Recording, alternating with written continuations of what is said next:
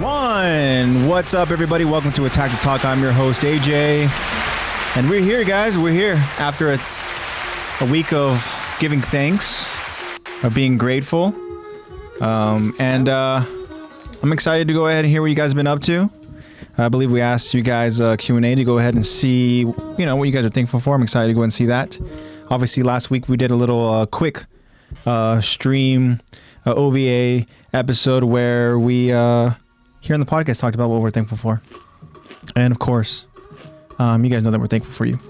And I'm grateful for anybody that's here joins us live in chat. Obviously, we have our good friend and our ally, our friend, our fellow Titan warrior, our fellow island devil, our fellow Jaegerist. Trying to think of every adjective, every title. I can go down that rabbit hole, but it'll take me a little while. But this is our good friend Jacob, also known as HiCTBH here in chat. Jacob, I hope that you had a good Thanksgiving. I hope that you answered the Q&A, and I'm excited to go ahead and see once we get to that point. I believe we also asked you guys a poll question because there was a little bit of controversy over in last week's poll question when we asked you guys about favorite Thanksgiving dish, and I believe we gave you guys 4 options. And again, just to clarify, these are 4 options that I saw purely off of the internet as far as the top choices, and but you guys have spoken, and so we had to go ahead and just see right from the get-go what our friends were saying and what the results showed in last week's poll. But yeah, and also we are live. Yes, what's up? Hi, Josh. What's up, Josh? Welcome. I hope you had a good Thanksgiving as well. But we will continue on with the story, guys. We will be doing season 4, episode 3, part 2 of our episode breakdown discussion. This episode's name is The Door of Hope. The Door of Hope. And of course, warning to all of our friends out there for any spoiler talk that we might get into, because hell, we love spoiler talk. Right. When it comes to AOT. When it comes to other stuff, I'm like, I don't know. It's like, the less I know, the better. I'm like, maybe I'll just go ahead and not hear that. Yeah. Maybe I just won't read that. But when it comes to AOT, we're like, hey, we already saw that. Mm-hmm. We have to go ahead and talk about how it relates to the current story that we are breaking down and analyzing. So no One Piece. No One Piece spoilers. No One Piece spoilers. Yeah. None of that, my friend. Joining me, of course, is the amazing and talented Lexi. Go ahead and give yourself a little round of applause there. Lexi. Woo! Beautiful. And go ahead and hit me with that applause again, Lex, because let's give it up to Zach. Yeah. Zach is not here with us. He's not here with us over in today's episode. Zach is feeling unwell. We wish Zach the best, and hopefully Zach is back with us soon. But yeah, so unfortunately, no Zach attack. But if you can, over in chat, my 2 friends, let's get it fired up for Zach. We are fired up. Yeah, so Zach's just feeling a little sick. But maybe that was just too much food. I don't know. I know, especially during this time of year. Yeah. You're seeing all your Zach's family an eater. and friends, and Zach is indeed an eater. He's an eater. He does know how to eat. When it comes to like food, he's like a titan that can just like sees just a field of just like free range people. People. That can just like imagine Zach. Imagine that's Zach. Eating everything in sight. And then just like picking them up by their heads. And then his roar, his war cry is just like fired up. Yeah. It's the ultimate. The only words he knows how to say in his like pure Titan form. But yeah, maybe it was just too much food. Who knows? All I know is that again, Zach's feeling unwell, and Zach, we miss you, buddy. And again, like Jacob says, get better, and Zach will get better, and we will get Zach back here on the podcast sooner rather than later. But you guys are stuck with us. We can't do all the voices. You're stuck with us. I know, exactly. So now Lexi's gonna have to. Oh my! She's gonna have to do some voices. Can you do? Can I hear your best Reiner? Let's hear Reiner. Give me a line or something. Okay, I'll give you this line. First line that Reiner says is, "Yeah, especially when it's this cloudy." Okay, my best Reiner is young Reiner. This is like this teen. Is young? This is teen Reiner. Oh, okay. Okay. This is just walked onto the freaking island Reiner. Okay. The line again is, yeah, especially when it's this cloudy. Yeah, especially when it's this cloudy. that's what Give me an applause. Give me an applause. Woo! That was pretty good. All right. I like that. I don't really have any real voice when it's that deep, so it's all just breath. It's all breath, yeah. But sometimes, I mean, it works, you know? Sometimes that's just how it goes. Not supposed to be a teenage boy. Clap, clap, clap, clap. W in my book. I agree. Yeah, AJ, give me a gobby. Can you do gobby? Yeah, I've done gobby before. Oh, yeah. I don't think I've heard it. Have I? Like a genuine you weren't gobby. here, but Yeah, if you want to give me a line. Okay, your line is... I'm just going to give you a random line. Mm-hmm. The line is... And then they exploded, and I ran them off. Okay. That's your line. And then they exploded, and I ran them off. That was pretty good. That annoyed the hell out of me. But I committed to it, y'all. That's what you have to do. When you do those voices, you just have to commit. You got to make that check. You know? That's what it is. But yeah, guys, we're going to be focusing over on the story again. This is episode 3 of Door of Hope. As I stated, we have a poll question in the Q&A to go ahead and get into. Of course, I want to go ahead and turn my attention over to, of course, Lexi. We can find out how we spent our, Thanksgiving. Obviously, we spent it with our family and stuff. And yeah, SpongeBob, Marley fans. Yeah, I know, definitely. I can do SpongeBob. Hit me a line with the SpongeBob. An AOT line. An AOT line as SpongeBob? Yeah. Okay, your line is... I'm going to kill every goddamn one of them. Okay. I'm ready. Hold on. Yeah, it's hard. It's hard to do freaking... like a sinister SpongeBob. I'm gonna... I know. The thing is, Like, I'm gonna. okay, what's the line again? I'm gonna kill every goddamn one of them. I'm gonna kill every goddamn one of them.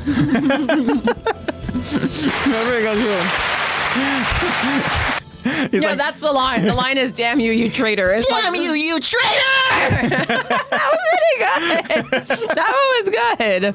I like that one. And he just like, Duh! No. Gary! oh God, gotta love the fucking random ass voices. Yeah, it's all good fun, guys.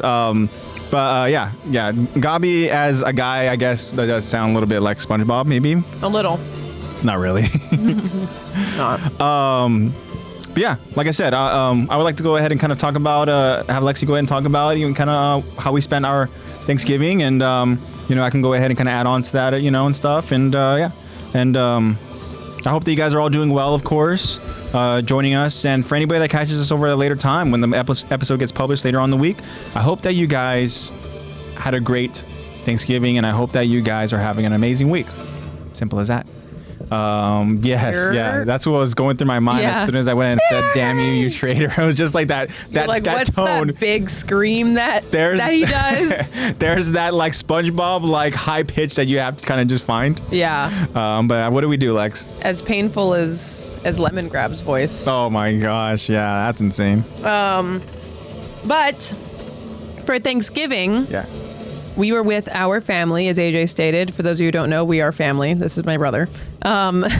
We went with our parents to their parents. We went to our grandparents' house went to go see our grandparents?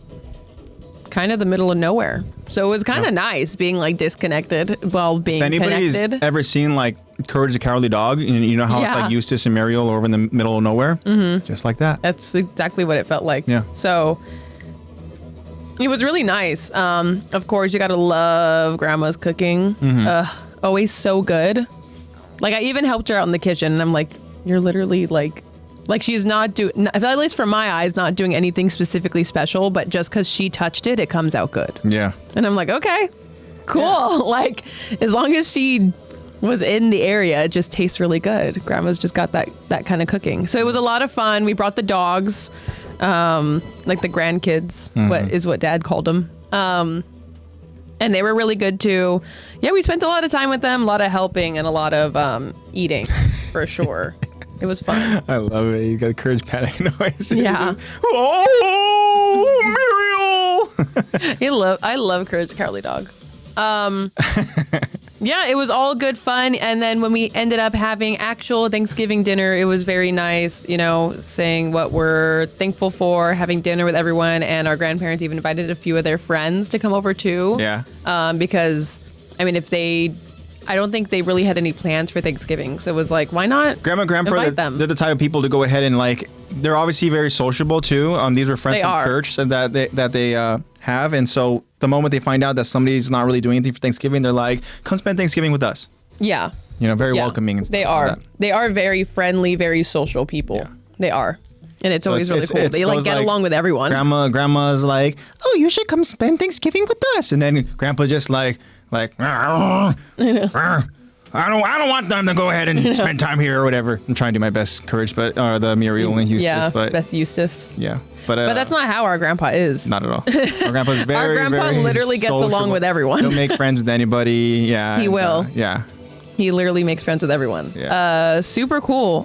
Spent a lot of time with family, and during that time, for me personally, I used a lot of that time to journal because I was like, well, I don't have really, internet was really spotty there.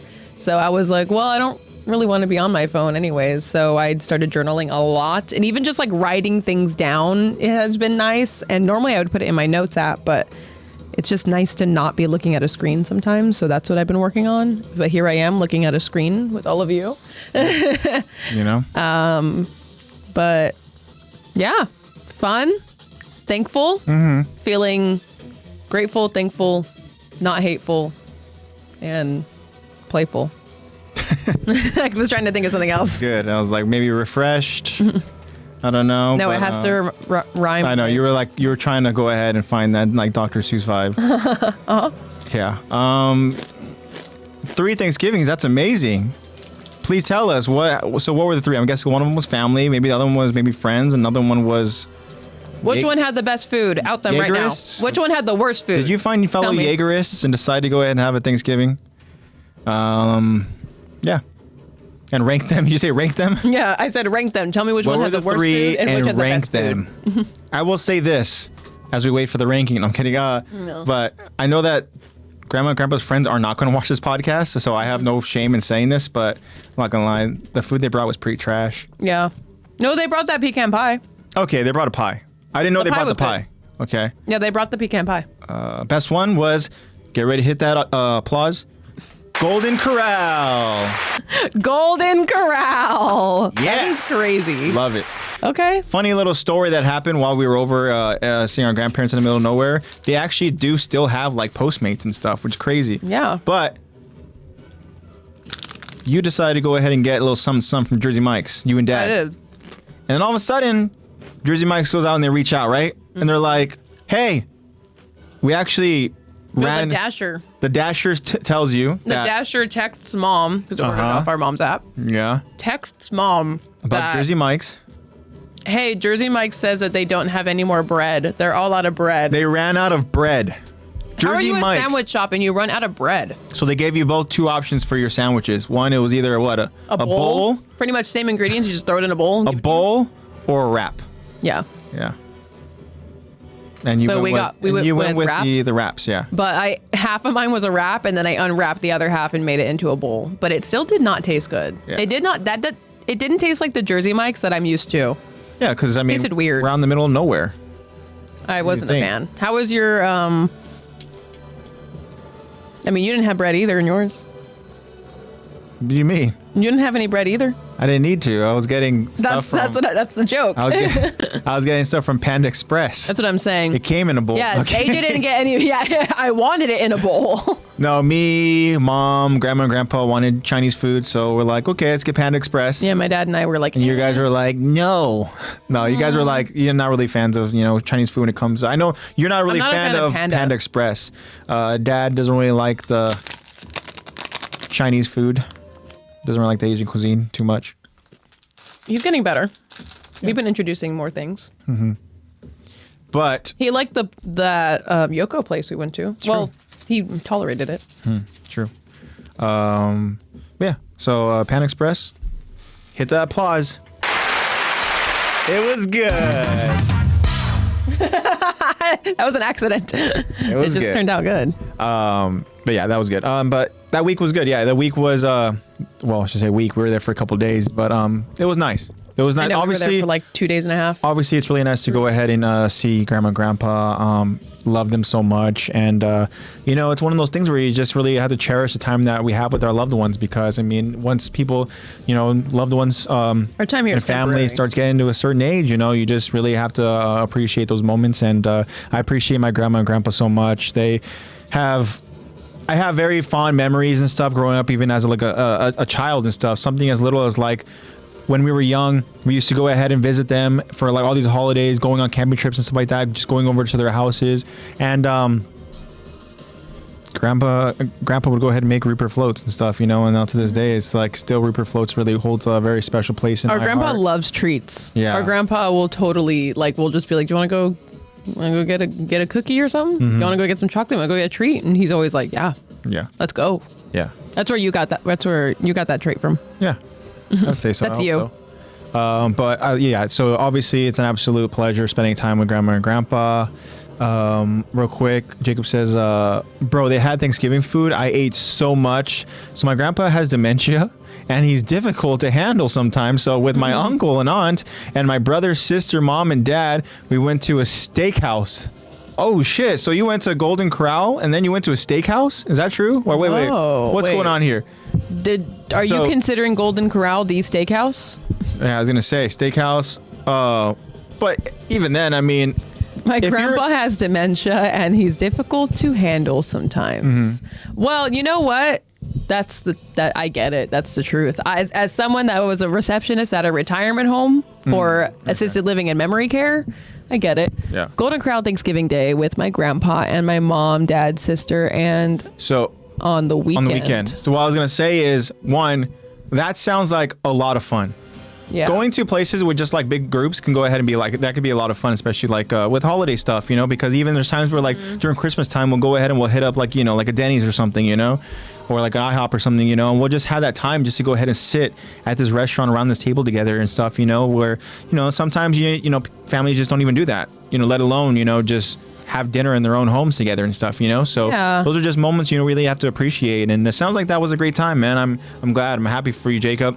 And that was just one of your Thanksgivings. You still have to Yeah. go ahead and describe 2 of them to us. Not kidding. Jeez, I know. But And Josh, if you're still here, tell us how your Thanksgiving was. Yeah, And yeah. anyone else that's just listening, feel free to just, how was your Thanksgiving? yeah, exactly. But yeah, so again, Thanksgiving was awesome. The food was amazing.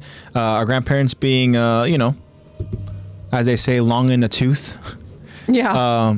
We had dinner at 1, Yes, we had And dinner then, at 1, and then we go to bed at 6. as I say, and then yeah, grandma and grandpa they're clocking out around 6:30, 7 o'clock. Yeah, But yeah, so they stayed was up a little bit later on Thanksgiving. They stayed up till 7:30. yep. Yeah. Late night for them. So My dad's side of the family, I went to my grandparents on the weekend. Oh, okay. Very cool. Okay. So Nice. those were the 3 then. So Golden Corral, Thanksgiving on the weekend, and then grandparents. Okay, got it. Grandparents on the weekend. Well, again, it sounds like fun, man. So I'm glad you had a good time and a lot to be thankful for. So yeah, it's good. But it was a nice week. Again, just extremely thankful. I like to go ahead and reflect and stuff a lot, And Yeah. You should start journaling, dude. I know, but I'm too lazy. This is your journal. Yeah. But yeah, it's just, again, just kind of as you go ahead, you take a step back and you kind of just like really see what's in front of us and stuff, like in that moment, just kind of like looking around and stuff. And there's little moments, like even with last year, I went ahead and I read this prayer, Psalm 100. It's a prayer on giving thanks. And my grandma asked me this year to go ahead and read it again because it really resonated with them. And that's a special moment that I hold where I'm like, wow. They said that they You're hear always that the one. they hear that scripture every year, and it's almost like one ear out the other. And then for whatever reason, when I go ahead and when I read it that one time, it was something that was like, not that it wasn't meaningful before, but it was something that was It just really stuck with you this time. yeah. And so it's stuff like Felt that more where I'm like, powerful. wow, the fact that grandma wanted me to go ahead and do that again this year was special. And just again spending that time with with you, Lex, and with mom and dad and stuff, like it's just being able to go ahead and do stuff together like that as a family, go on little family trips and stuff. And and of course even too, like just missing my girlfriend and stuff like that, where I'm like, wow, I have so much to be thankful for. I have so much that I love, in my life. And then also too, getting to go ahead and come on the podcast and then get to go ahead and just chat with you guys live and just talk about, stuff like this, because these aren't emotions that I wouldn't go ahead and really express out loud, had I not have this outlet. And this would be stuff that, I would just kind of like have to myself, like special moments. But it's nice to go ahead and kind of, talk about it out loud with, family and with friends. And I'm just really grateful again, and I think now that would be a good segue to go ahead and see what you guys are grateful for. So Jacob says, it was great. Thankful for everything. I came back to Jesus this year and I thank him every day for another day. I want to say, Jacob, that is one, that's amazing. Can we get an applause for that, I was please? like, is it appropriate to do an applause?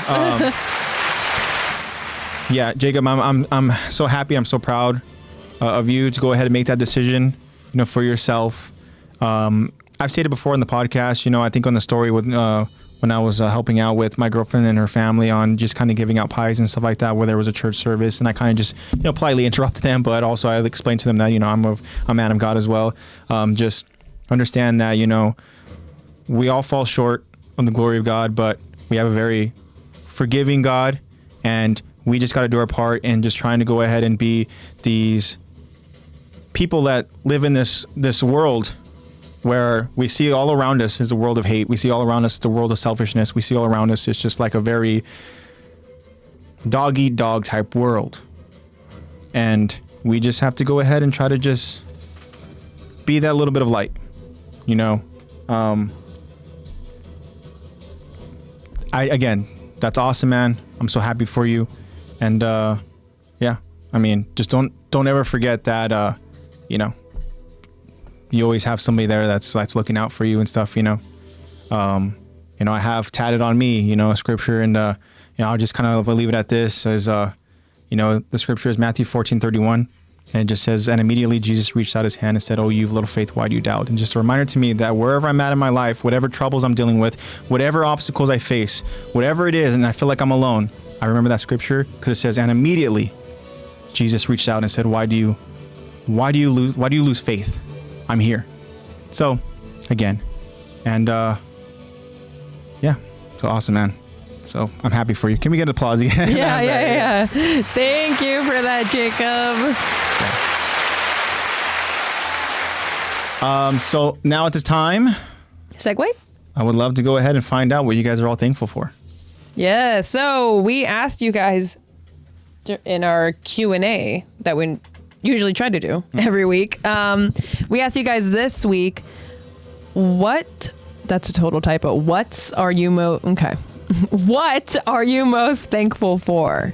I'm just in it with the typos this week. Jacob got you, huh? I know. What are you most thankful for? So we have answer from friend of the show, Bobby7. Shout out, Bobby. Bobby says family, you guys, anime, art forms, sense of self, and peak Spanish dub. he had to put that one in. I love that. And what am I most thankful for? I have a list. Yeah, but Bobby, that is incredible. And we thankful for you too, Bobby. Thank you for mentioning us in that. Yeah, thank you. We have a huge shout out to Bobby as well, right? Because we are his. So did you guys for you who don't know, Spotify Wrapped just came out. Yeah, and we are Bobby's most listened to podcast. Yeah, and it was really, really. I didn't even get that stat on mine. Yeah, it's just it's special again to go and have such an amazing community of friends that was really brought into my life because of this podcast. And again, guys, I can go on and on about how grateful I am for you all, but man, You guys all know incredible, how awesome you are. And Bobby has so much to be grateful for, as do all of us. And I want, again, just because Thanksgiving is only one time, one day of the year, doesn't mean that we stop being thankful for these things. Yeah. Just continue to remember that these are all things that we have in our lives, and we really need to appreciate them. And something that Jacob even mentioned about how he's thankful for just every day that he's given. Like the sad truth of it is that none of us are promised a tomorrow. So let's just go ahead and take each day in stride with whatever it is that we're dealing with, and understand that, hey, we have so much that we have going for us, so much that we have to be thankful for. And yeah, maybe I'm struggling with my friendships, or maybe I'm struggling with work, or maybe I'm struggling with my family, or maybe I'm struggling with a relationship, maybe I'm struggling with whatever it is. Just try to remind yourself that I have something to be thankful for, and that whatever it is that I'm going through is just a current storm. Yeah, something that my therapist talks to me about is how I actually got into journaling. When I started journaling, she recommended that I do a gratitude journal for a couple days in a row, and pretty much every day it's just 3 questions. They vary from like, something made you smile today. What's something from today that you don't want to ever forget? What's something today that you are surprised about? What's something that you're grateful for? Like, I check in all the time on myself throughout the day to journal or to check in on. I have a couple journal apps that pretty much will remind me of like, hey, so like, what's your goal for today? Or like, hey, so reflect on today. How you feeling about today? Like, what's some things that you're grateful for? What's a task you completed that you're proud that you did it? Like, start taking in your little victories, guys. Any progress is still progress. Like, yeah, exactly. You don't need to compare and think like, oh, well, I could have done it better. Or I also wanted to do this task today. It's like, okay, cool. But you got out of bed and you brushed your teeth and, you washed your face. You had 3 meals. At least we hope you did. I know. I hope so. But like, cool. That's a task that you did. Take joy in that. Okay. Now what's something you're grateful for? What's something that made you smile today? Don't forget to take a deep breath. Jeez. Mm-hmm. Just check in on yourself as my recommendation. Yeah. Yeah. At least we hope. Yeah. I hope. At least we hope. Thank goodness we can't smell you guys. But again, it really is one of those things where it's just like Lexi literally just said the word smell, and it made me think of like don't forget to stop and smell the roses, Literally. Like, it's just what it is. It's kind of like, hey. Just remember when Zeke and Armin were talking in the pads and Zeke was like, Armin was like, it's just a leaf, dude. Yeah. Zeke was like, that thing is the most prized possession to me. It's how I know what life is worth living for. And Armin's like, Exactly. okay, dude. Yeah. That's like our friends are now listening. We're like, geez, like, I know. it was just Thanksgiving, guys. I know. It was just a holiday. Here we are. We're just like, Jeez. you know what? Just make sure you guys are so thankful for this, and this, and that. They're like, I'm like, I just came here to talk about how mass genocide. I know. No, guys. Yeah, we're just kind of poking fun and all that. But you guys know the first hour of this is a diary, right? That's how it always is, guys. That's how it always is. Honestly, I blame this song. Yeah, it's That's the what song. It was. It sets the mood. Yeah, it set the mood for sure. To be a little. Yeah. But thank you for that, Bobby. Yeah, thank you, Bobby. Wow, awesome. Yay! You guys are gonna be so tired of that sound by the time we're done. Jacob, who's joining us, says, all of you, my family, friends, and One Piece. Amen. So far, yeah, amen. The Holy Trinity. Yep. Again, yeah, Jacob, that's awesome. I'm glad that you have those pillars in your life, man. I remember one of those pillars. It was hard to go ahead and get you to go and even. I know.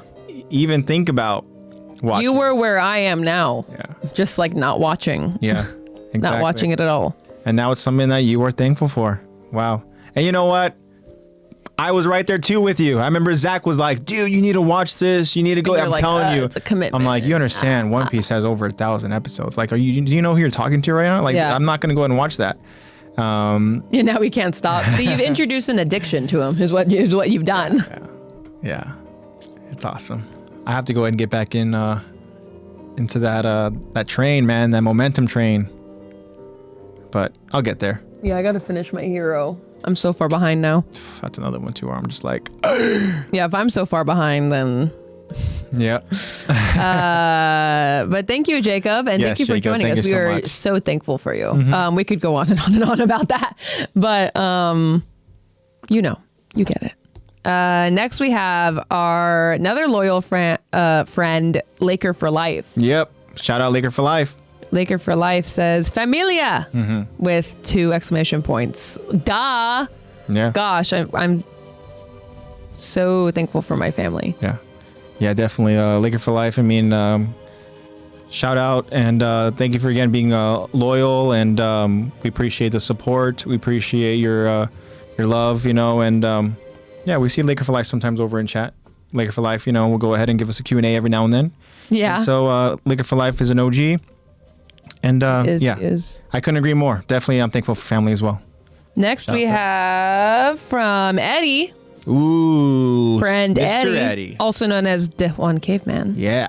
says in all caps, life. Life. Yeah. Yes. Your That's life kind of is- like what I mean, I'm assuming that you mean the same thing, kind of like what I said before about like when I was thankful for just like everything, even like the bad stuff, because it's probably a lesson that I needed to learn.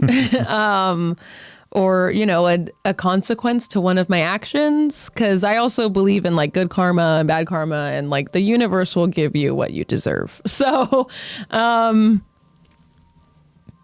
yeah, I totally agree with you, Eddie. Yeah, try to live the life that you think you deserve, pretty much.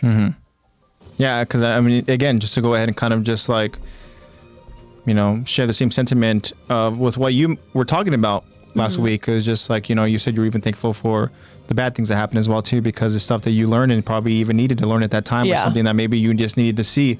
And just in life, we understand that life brings all of that, good and bad, you know, everything. And you know, just it's so easy to forget that a lot of the stuff that we dealt with and endured, whatever problems, again, whatever it is, it's all stuff that helped shaped us to who we are now, right? Yeah. So if we never had gone through whatever, you know, difficulties or whatever sadness or Everything whatever happens for a reason, depression y'all. or whatever I'm a it firm is. believer in that everything happens for a reason. And it's really tough to be a believer in that, because sometimes things happen and you're like, what? Like, why? Yeah. Why? Yeah. I still deal with that, but It's something that, and again, it's better than not looking back and regretting. Because I try not to live a regretful life. I try to just be like, if you don't think back on it and think on any regrets, and you just think, well, that probably needed to happen. Everything happens for a reason. I just got to trust the process and go through God's path. Then you can't. I mean, then it's hard to have regrets. I don't know where I'm going with this. either way, though, I think what you're saying is that like it's you can go down that rabbit hole and you can go ahead and kind of just constantly You can get lost look in back that rabbit hole. and think about all these different ways you could have changed things. Yeah. You know, and that, at that point you're kind of just torturing yourself. Yeah. So So- everything happens for a reason. Just ride the wave, y'all. Me was I'm literally like so like anxious and stressed all the time. Yeah. I was on TikTok that day. That day to join the podcast. Yeah. Ooh, That's why yeah. everything happens for a reason. The day Yeah. that you were on TikTok and you saw our podcast on, Yep. All, yeah. that meant was- to be, man. And you know why? You know why that happened? I don't know if this is exactly why, but it could be the reason why, and that's just because we had a good friend on the show, another OG. Aaron made it so. I mean, no, what? I was gonna say that's because Kyron, wanted to go ahead and help us out as well, and so he was trying to spread, just the word out over on TikTok, and I think that maybe you found us through Kyron's, best efforts. Yeah, it to was just help probably us out. through Kyron. Yeah. So So again, another one of our loyal friends and pretty much family of the podcast. They're the reason why we have what we have. You Yeah. guys are the reason why we have what we have today. Yeah. You guys are the I think podcast. Josh actually Just went thank you all ahead the and time. was searching, I think, on Spotify for a podcast or something like that, or he was searching and he somehow came across us, I think. Mm-hmm. Which is, again, something like it's that. awesome. He's like, there's not really a whole lot of Attack on Titan. I mean, we were at that point too, where we're like, we need I more literally Attack was on like, Titan okay, content. I need something to kind of help me just get through work and everything and stuff. Like, okay, I need to go ahead and have some kind of podcast so I can go ahead and talk about my thoughts or talk about whatever, and kind of almost like along with these people that have these podcasts. I'm like, wait, there aren't any like that. They go ahead and Yeah. I think I talked about it before. I forgot what the fuck their names are. So, but like, Yeah. it's one of those things where again, they're covering like 10 episodes in one little sit down of like a, maybe 40-minute episode. I'm like, Yeah. that's not a podcast worth really kind of just joining in and having like, I guess really it is in-depth conversation. if your goal is just be like, give me the gist of it. Like if that's your goal, then With Attack okay, on then Titan, that's for you. It's so hard to do But that. with Attack on Titan, yeah, there's so much in it, which is why we spend such a long time talking You're about like doing a disservice to this beautiful anime if you're just focusing over on just like the gist. Like, no, we need just as Sasha wants the meat and potatoes of it all. Mm-hmm. We need all of the it. Sasha's potatoes. We need those potatoes. We need, just the meat that she steals from the freaking cabinet over in the, Yeah, and the something quarters. yeah. I don't know. Either way, hey, we needed more. But But again, thank you, Eddie, Thank for you, Eddie. your answer. And next up, we have Eddie from his other account. okay, cool.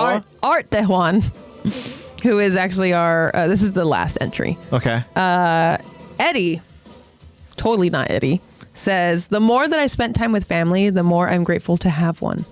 That's yeah. awesome. That's beautiful. I feel the same. Yeah. We talked about family already, and again, family is obviously important. And I mean, we are individuals that are very close with our family. Mm-hmm. I think I'm like the closest I've ever been to my whole family right now. Like I've obviously always been close to AJ. We've always been into the same things somewhat, especially as when you moved back in during quarantine. Yeah, the thing is that we both have Anime really brought us together. We're both similar, Yeah. and We're both like sports and whatever. But my other interest, yeah, and whatever. we're both just goofy and all Yeah. that and stuff. And But the other interest that I have, I'm discovering that I have with our sister. So I've been like texting with her and like talking with her and stuff too, which has been really cool. And then obviously I'm the closest I've ever been with my parents. Maybe the other time I've been this close is when I was like a toddler, maybe. Which is weird because I feel like an adult toddler right now. Because I'm like, yeah, I still have responsibilities and stuff, but like I'm still your guys' baby, right? Like I'm still your guys' little girl. I'll always be your daughter. So yeah, like I will just like hang out with my family if I'm not too tired or screaming at my monitor playing video games. Yeah. Extremely grateful, and I totally share your same sentiment, art version of Eddie. to answer very quickly, Jacob's chat right here. It's just the three of us. Yeah, just us three. Awesome. And that's more than enough. Well, Lex, it's a beautiful thing, and I hope you know that in anything, I'm here. So I live here. You're so, yeah. like, I know. You literally, there's times where you just like, you barge into my room. Yeah, I'm like, I know. Leave me alone. I'm kidding. Awesome. So that was our last entry. Yes, Awesome. thank you. Thank And you if so anyone much. else new is joining and would like to answer as well, please feel free to. Yeah. And then next, thinking back on thanking for Thanksgiving, while AJ did mention it a little bit earlier, we did put out a poll that AJ did just find on the internet. Yes. Which was generally the top vote. It was like kind of the consensus top yeah. 4, but I think they had to go and throw in a dessert in there. Yeah. So, one of the items that wasn't in that list was Yeah. ham, and all of you were like, "Dude, ham is superior. They're like, it's gotta be "Where's the ham." ham? However, the top vote getter was stuffing. Stuffing. So we were like, okay, but does ham beat stuffing? Uh-huh. So, new poll. Yes. This poll now is, what's the superior Thanksgiving dish? We need to finally settle this. Yes. Ham or stuffing? And I gotta say, it's kind of close. Is it? It is. Wow. Kind of close. Wow. Kind of close. It's crazy.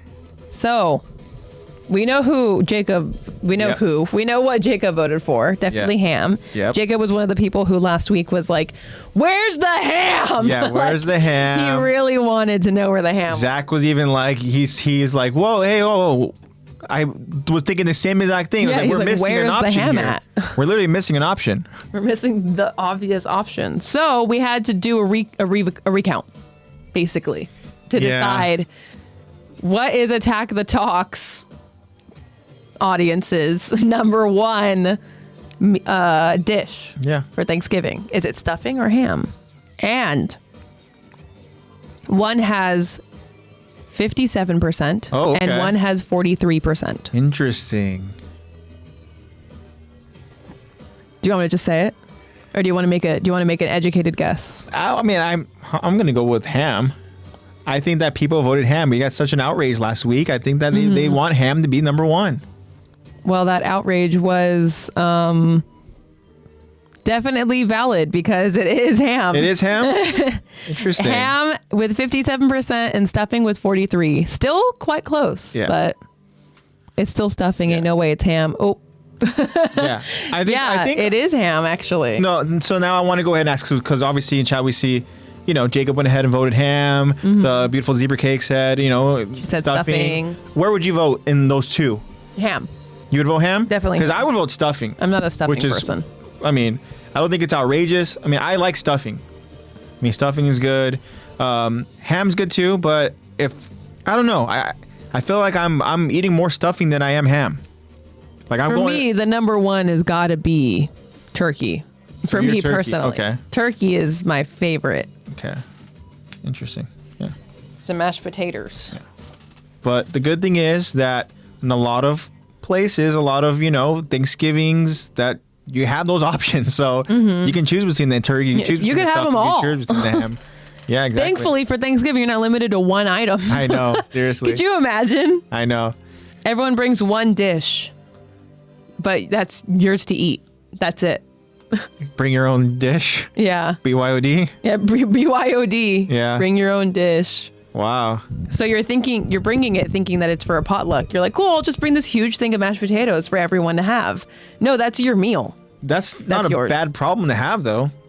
What if someone brings a full thing of mac and cheese? What? Not a bad problem to have. Yes, it is. Later on. Well, in your case, yeah. In most people's cases, they're not able to eat that much mac and cheese. Okay, that's valid, but still, I mean, like those two old ladies. Pie. Those two old ladies brought freaking these jam and pie. overly like too much vinegar type greens. Yeah. They're eating that. They're stuck with that. But they did bring the pie. One of them would have to accept it. One of them would have to take the pie. The other would have to take those greens. The greens, yeah. And you can't share. There's no sharing allowed. You need to bring whatever dish you Which of those ladies, only we would know this, but which of those ladies, those two ladies, do you think would take the pie?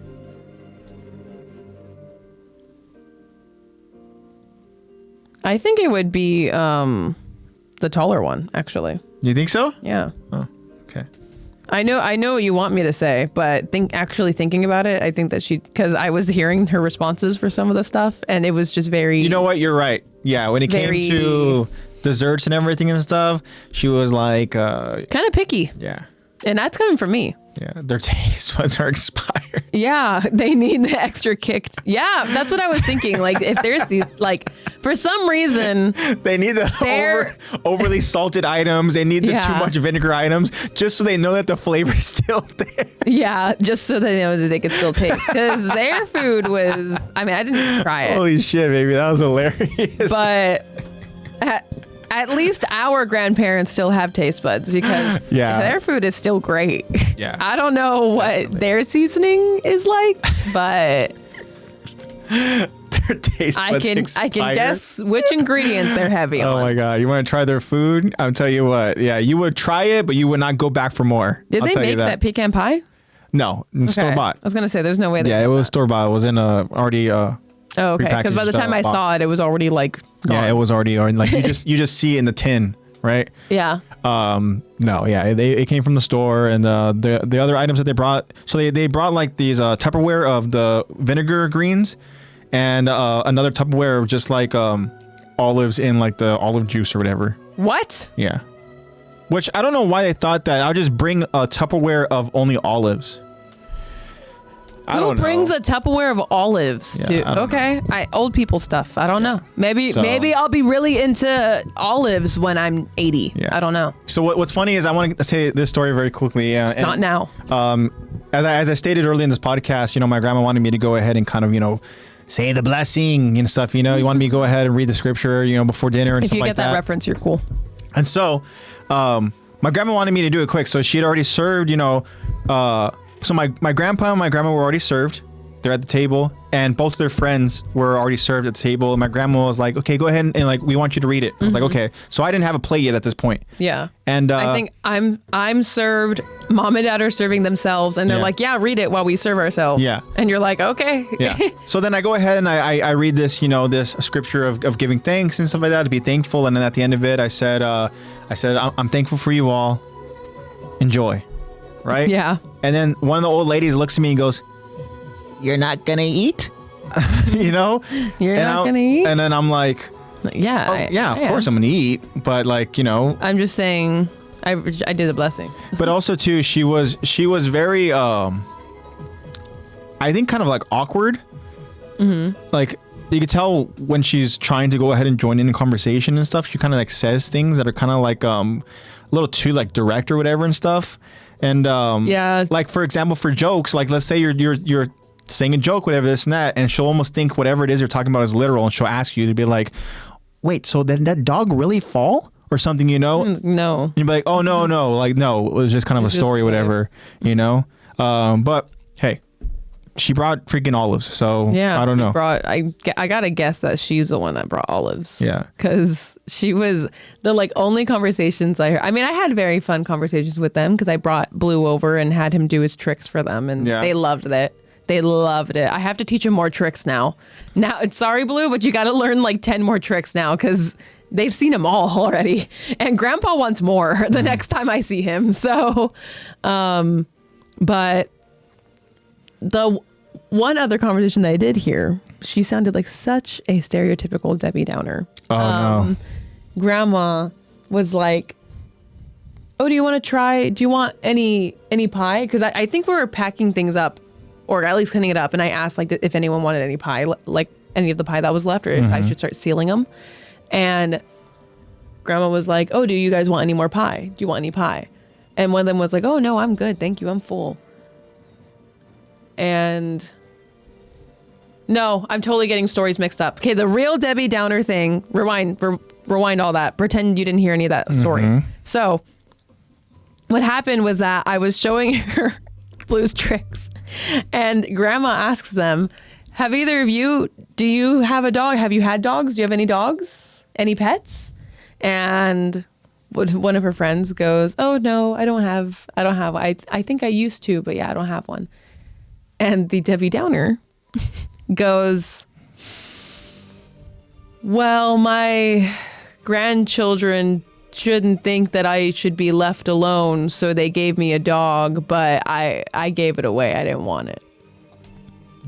She was like, so I gave the dog away. That actually kind of goes along with the example I was trying to go and say, is that they're very like literal, and they're very like in it's that just moment, very real. In that moment, like somebody would go ahead and be like, oh, like, do you have a dog? And you'd be like, oh, no, I don't. And not get into the actual literal reason as to why you don't have a dog, because my grandchildren don't think I should be left alone with a dog. But still, I mean, it's funny though. And in some ways too, like Zebra Cake said too, like low-key kind of wholesome. Yeah, it's kind of cute that that she's just so real and is like, yeah, this is why. Yeah. Yeah, I heard her say that and we were like, oh. And then we were like quiet for like 5 seconds. I was like, anyways, Blue, let's go take a nap. Yeah. I'm over this conversation. Yeah. But again, it was really cool that they joined us for dinner and stuff, and it was nice. Still very nice of them. That's how I talk accidentally, because I can't lie fast enough. Yeah. I'm the same way. I over-explain. Baby, can I please go ahead and say what you kind of said to a lady in passing? Ooh, put her on blast. Put Ronnie on blast. I mean, Zebra Cakes. Yeah, put Zebra Cakes over on blast a little bit. No, I want to make sure I get consent. Make sure I get the okay.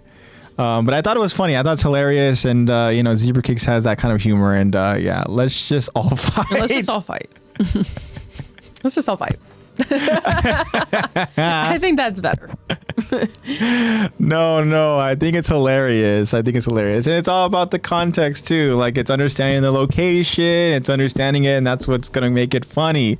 Anyways, if you don't want me to say it, no, because I've been overthinking about it all day. Like, why did I say that? I have those moments all the time, and I'm like, no, everything happens for a reason. It's hilarious though. The voices. Yeah, I'll just say she said a funny little dark joke that it was just. Did it not land well? I mean, I think it did. I mean, she said that she laughed and it was fine. Okay. It's fine. Say it. It's fine. Just say it. It's fine. It's fine. That's totally the. It's honestly not even that bad. It was just one of those things where, I mean, her art studio is in an area where it's like, not the safest or whatever, right? And so it just kind of like, in passing, there was this kind of gallery type person who wanted to check it out for potential kind of, any future projects type stuff. Long story short, the meeting went well.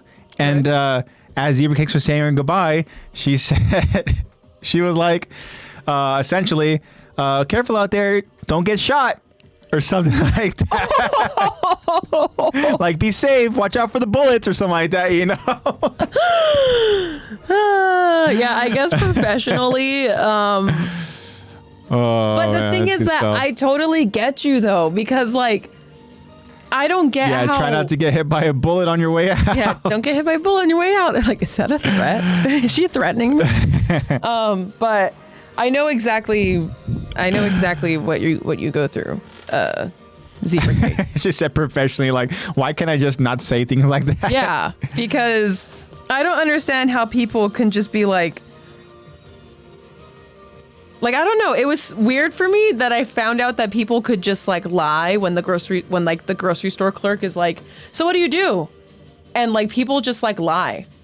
Yeah. And they're like, yeah, well, I've never seen them again. It's none of my business. Like, it's none of their business. Yeah. And meanwhile, I'm like, how do you think of a lie and are that confident and just lying like that so People easy? are just good liars. How is that just so easy? Because that's what they do. They literally just lie all day, every day.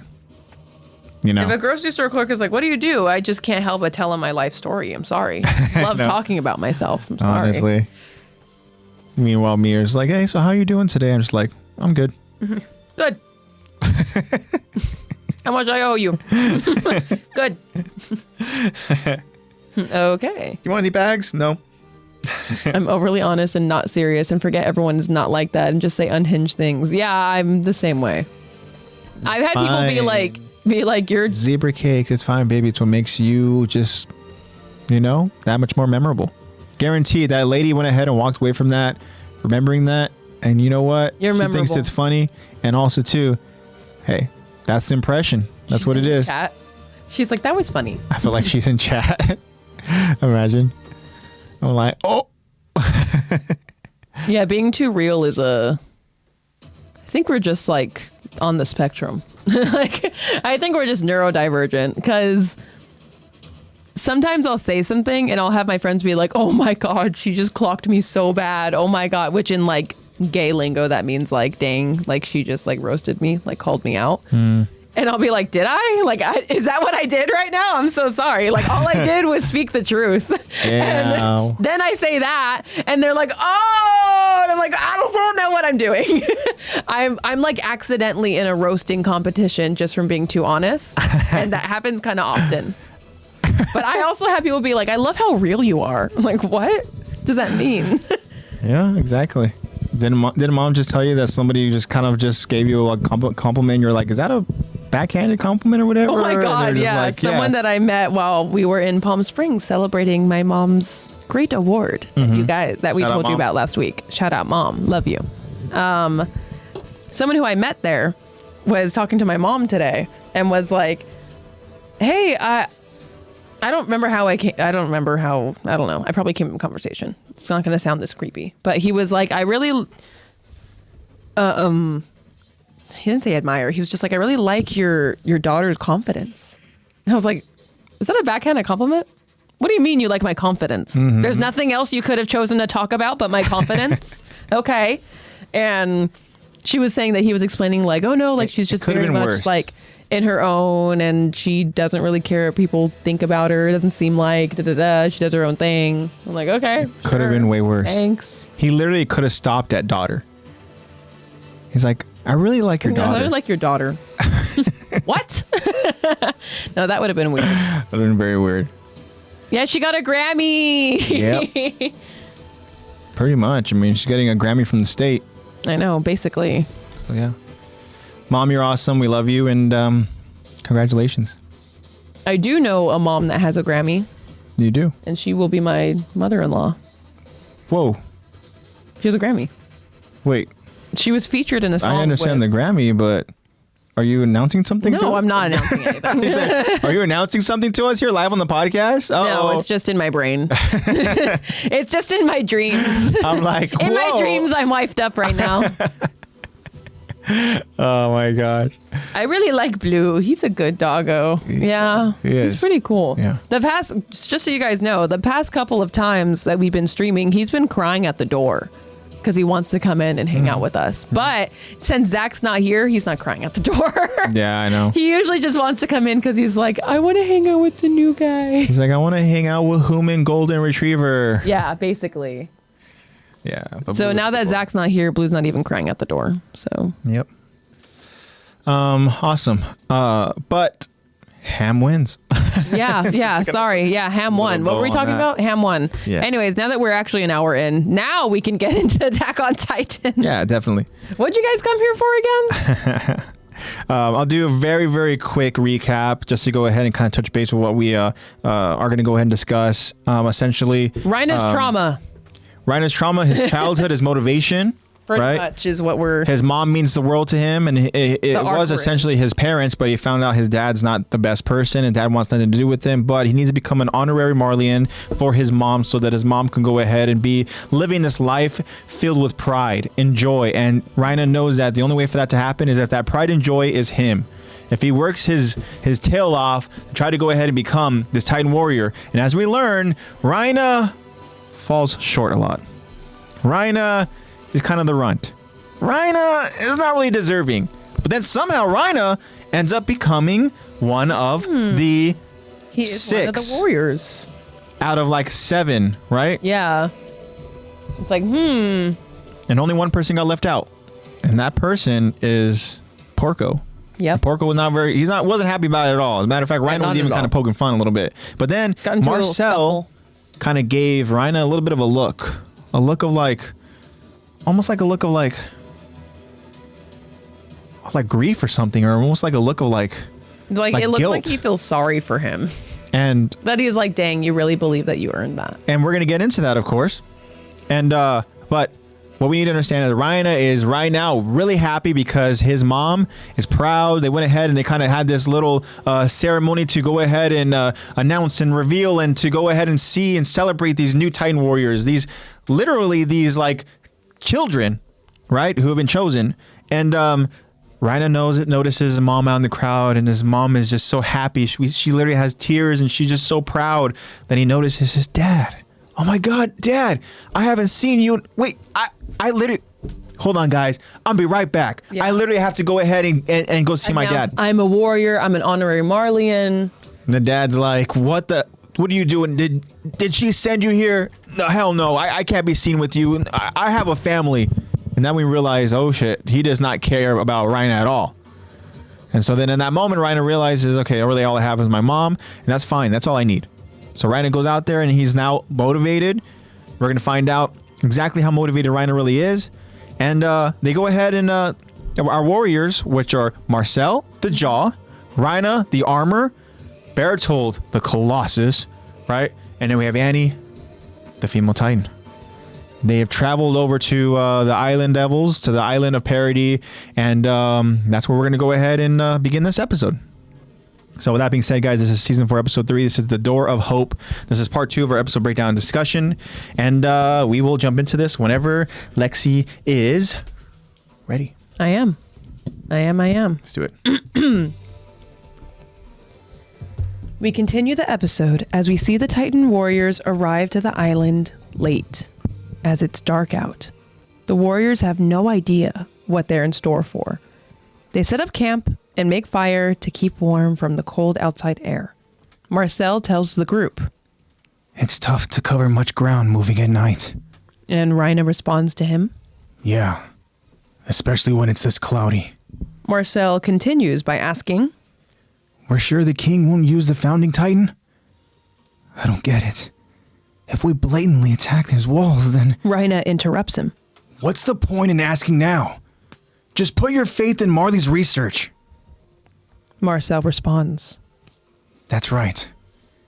There's no turning back. When we reach the wall tomorrow, we'll have to. Marcel stops, and there's an eerie silence. Annie can be seen looking noticeably unsettled. And Rhino looks around the campfire, noticing the reactions, and asks, Huh? What's wrong? Don't tell me you're feeling hesitant to kill these devils. They're a threat to our entire world. But the greatest nation in the world chose us to save it. To punish these devils for their crimes. Marcel looks up at Rhina. I'm sorry. Listen, Rhina.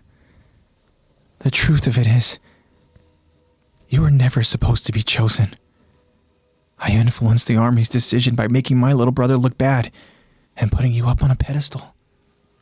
Rhina becomes devastated and betrayed as Marcel becomes emotional. Sorry. I only did it so that he would be safe. Rhina is completely stunned, now questioning everything. Rhina questions. Why? Suddenly, as Rhina stands frozen, there appears to be an earthquake. And Rhina continues. Why are you apologizing? Then directly behind Rhina, a giant shadow emerges from the soil. Rhina looks behind him, only to find a Titan preparing to make him its next meal. This Titan is a familiar Titan that we've seen before. This is Ymir's pure Titan. Ymir reaches for Rhina, but Marcel comes to his aid. Marcel rescues Rhina, but Marcel is now in the clutches of the Ymir Titan. Rhina looks up at Marcel. As Marcel stares into the eyes of Rhina, screaming out. Then there's silence and sudden darkness. Wow. Wow. This here is a moment where, can you imagine? A lot happened in the span of like 1 minute. Talk about the highest of highs and the lowest of lows. Seriously. Rhina's like, all right, guys, let's go do this. I'm so ready. You know what?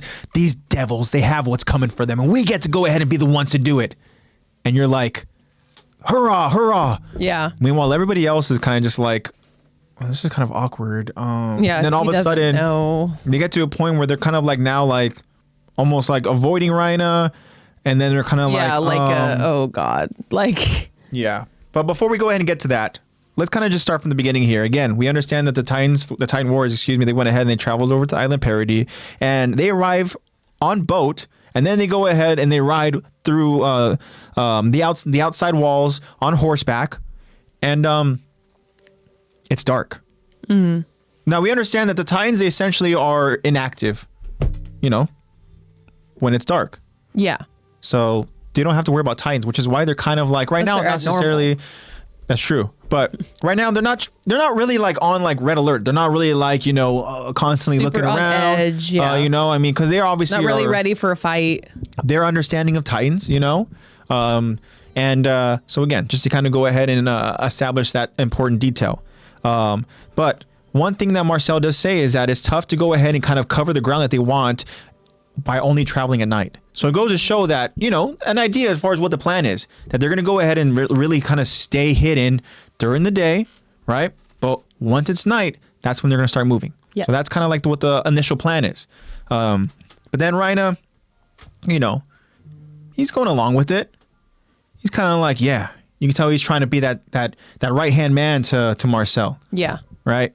And then Marcel, he goes like, look, he starts bringing up the king. Using his founding Titan ability. And he talks about how like if we decide to go ahead and just like attack the walls, well then how do we make sure he doesn't use the founding Titan? Mm-hmm. But then Marcel, this is where he kind of like starts changing his emotion a little bit. Mm-hmm. And I don't know, we talked about the look that he gave Reina. Yeah. When Reina had his little back and forth with Marcel's brother Porco. And we talked about how it was a look of guilt. And as you stated, he started feeling, it's almost like a look of like feeling bad, feeling sad for Reina. Yeah. And I feel like during this scene, like a lot of other people are sharing the same face almost. Like you said, like maybe trying to look away or trying to, like, basically there's an elephant in the room and Reina's the elephant and he doesn't think he is. He doesn't know that he is. He thinks that he's worthy of this Titan ability. And he's an elephant. Yeah. And you know what? You got to think too. Let's think about that. If you're in a group with somebody and I don't want to put it in this way, but like, let's say that there's kind of like, you know, maybe, I don't know, I'm not going to go down this avenue here of like the whole kind of running joke type stuff, whatever. But like, I was essentially going to say that Reina's the one who's not in on the joke while the others are in on the joke, right? Mm-hmm. And so it's kind of like you're bringing this person along. It's like, you know, this guy at your job's going to get fired. Yeah. And like, everyone knows he's getting fired but him. Mm-hmm. So he's like, yeah, guys, let's really get into it tomorrow. It's such a good thing that they haven't fired me yet because I did it. And everyone's like, okay. Yeah, everybody understands that this person's not really built for this, not going to last, right? So you got to think about what they're thinking here in the group, what Bertold, what Marcel, what Annie are thinking. They're essentially probably thinking that, man, like this guy thinks he's going to go ahead and contribute. Like, if anything, we're going to be stuck having to go ahead and make sure that he doesn't get eaten. Yeah. Because think about that. If he does get eaten, some random is going to go ahead and become the Armor Titan. Yeah. You know? So that's even more responsibility over on the group. Now, when it comes to Marcel, we can go ahead and insinuate, we can connect the dots here that he is the leader. Yes. And Marcel is trying to go ahead and establish a plan, right? They set up camp, right? And I think this is where the emotions are kind of getting the best of Marcel here. Mm-hmm. And then through maybe getting lost in these emotions, he might be expressing some sort of doubt a little bit, at least to Reina's ears. Yeah. Where Reina responds with like, what? Why are you asking about the founding Titan? Why are you asking? Why do you seem worried about that? Like, yeah. Do you not have faith in Marley? Yeah, and then he's like, Reina always does this thing that I've seen when he's, especially at this age, where he kind of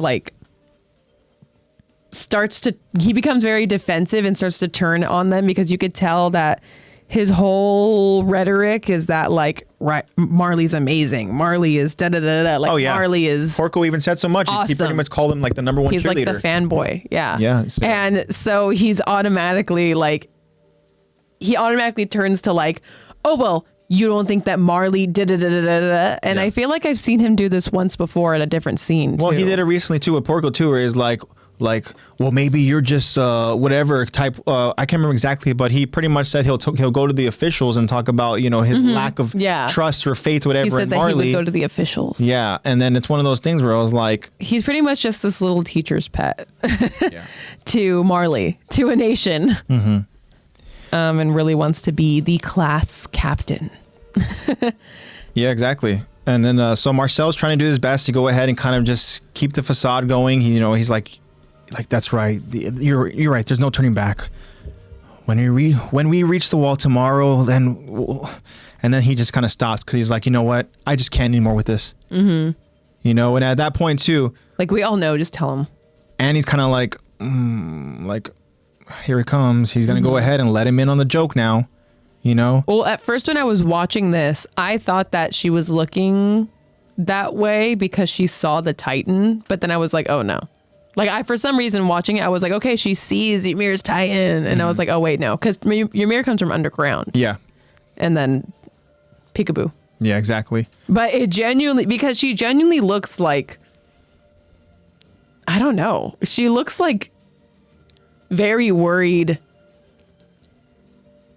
for the situation, not for Reina, but she's worried for like, okay, well, what's going to happen? I think what it is too is that like when you go ahead and you tell somebody that they are the joke, that how are they going to react to that? Yeah. Are they going to go ahead and just kind of just like what is his reaction going to be? Are they going to potentially blow their cover? Yeah. Are they going to? Is this person going to go ahead and go rogue? Is it retaliation? Exactly. Are they going to retaliate? Are they going to attack? Are they going to what's going to happen here? Defensive? Is he going to accept it? Is he just going to take on the chin and just Yeah. keep going, or Yeah, exactly. knowing Rhina, he's gonna.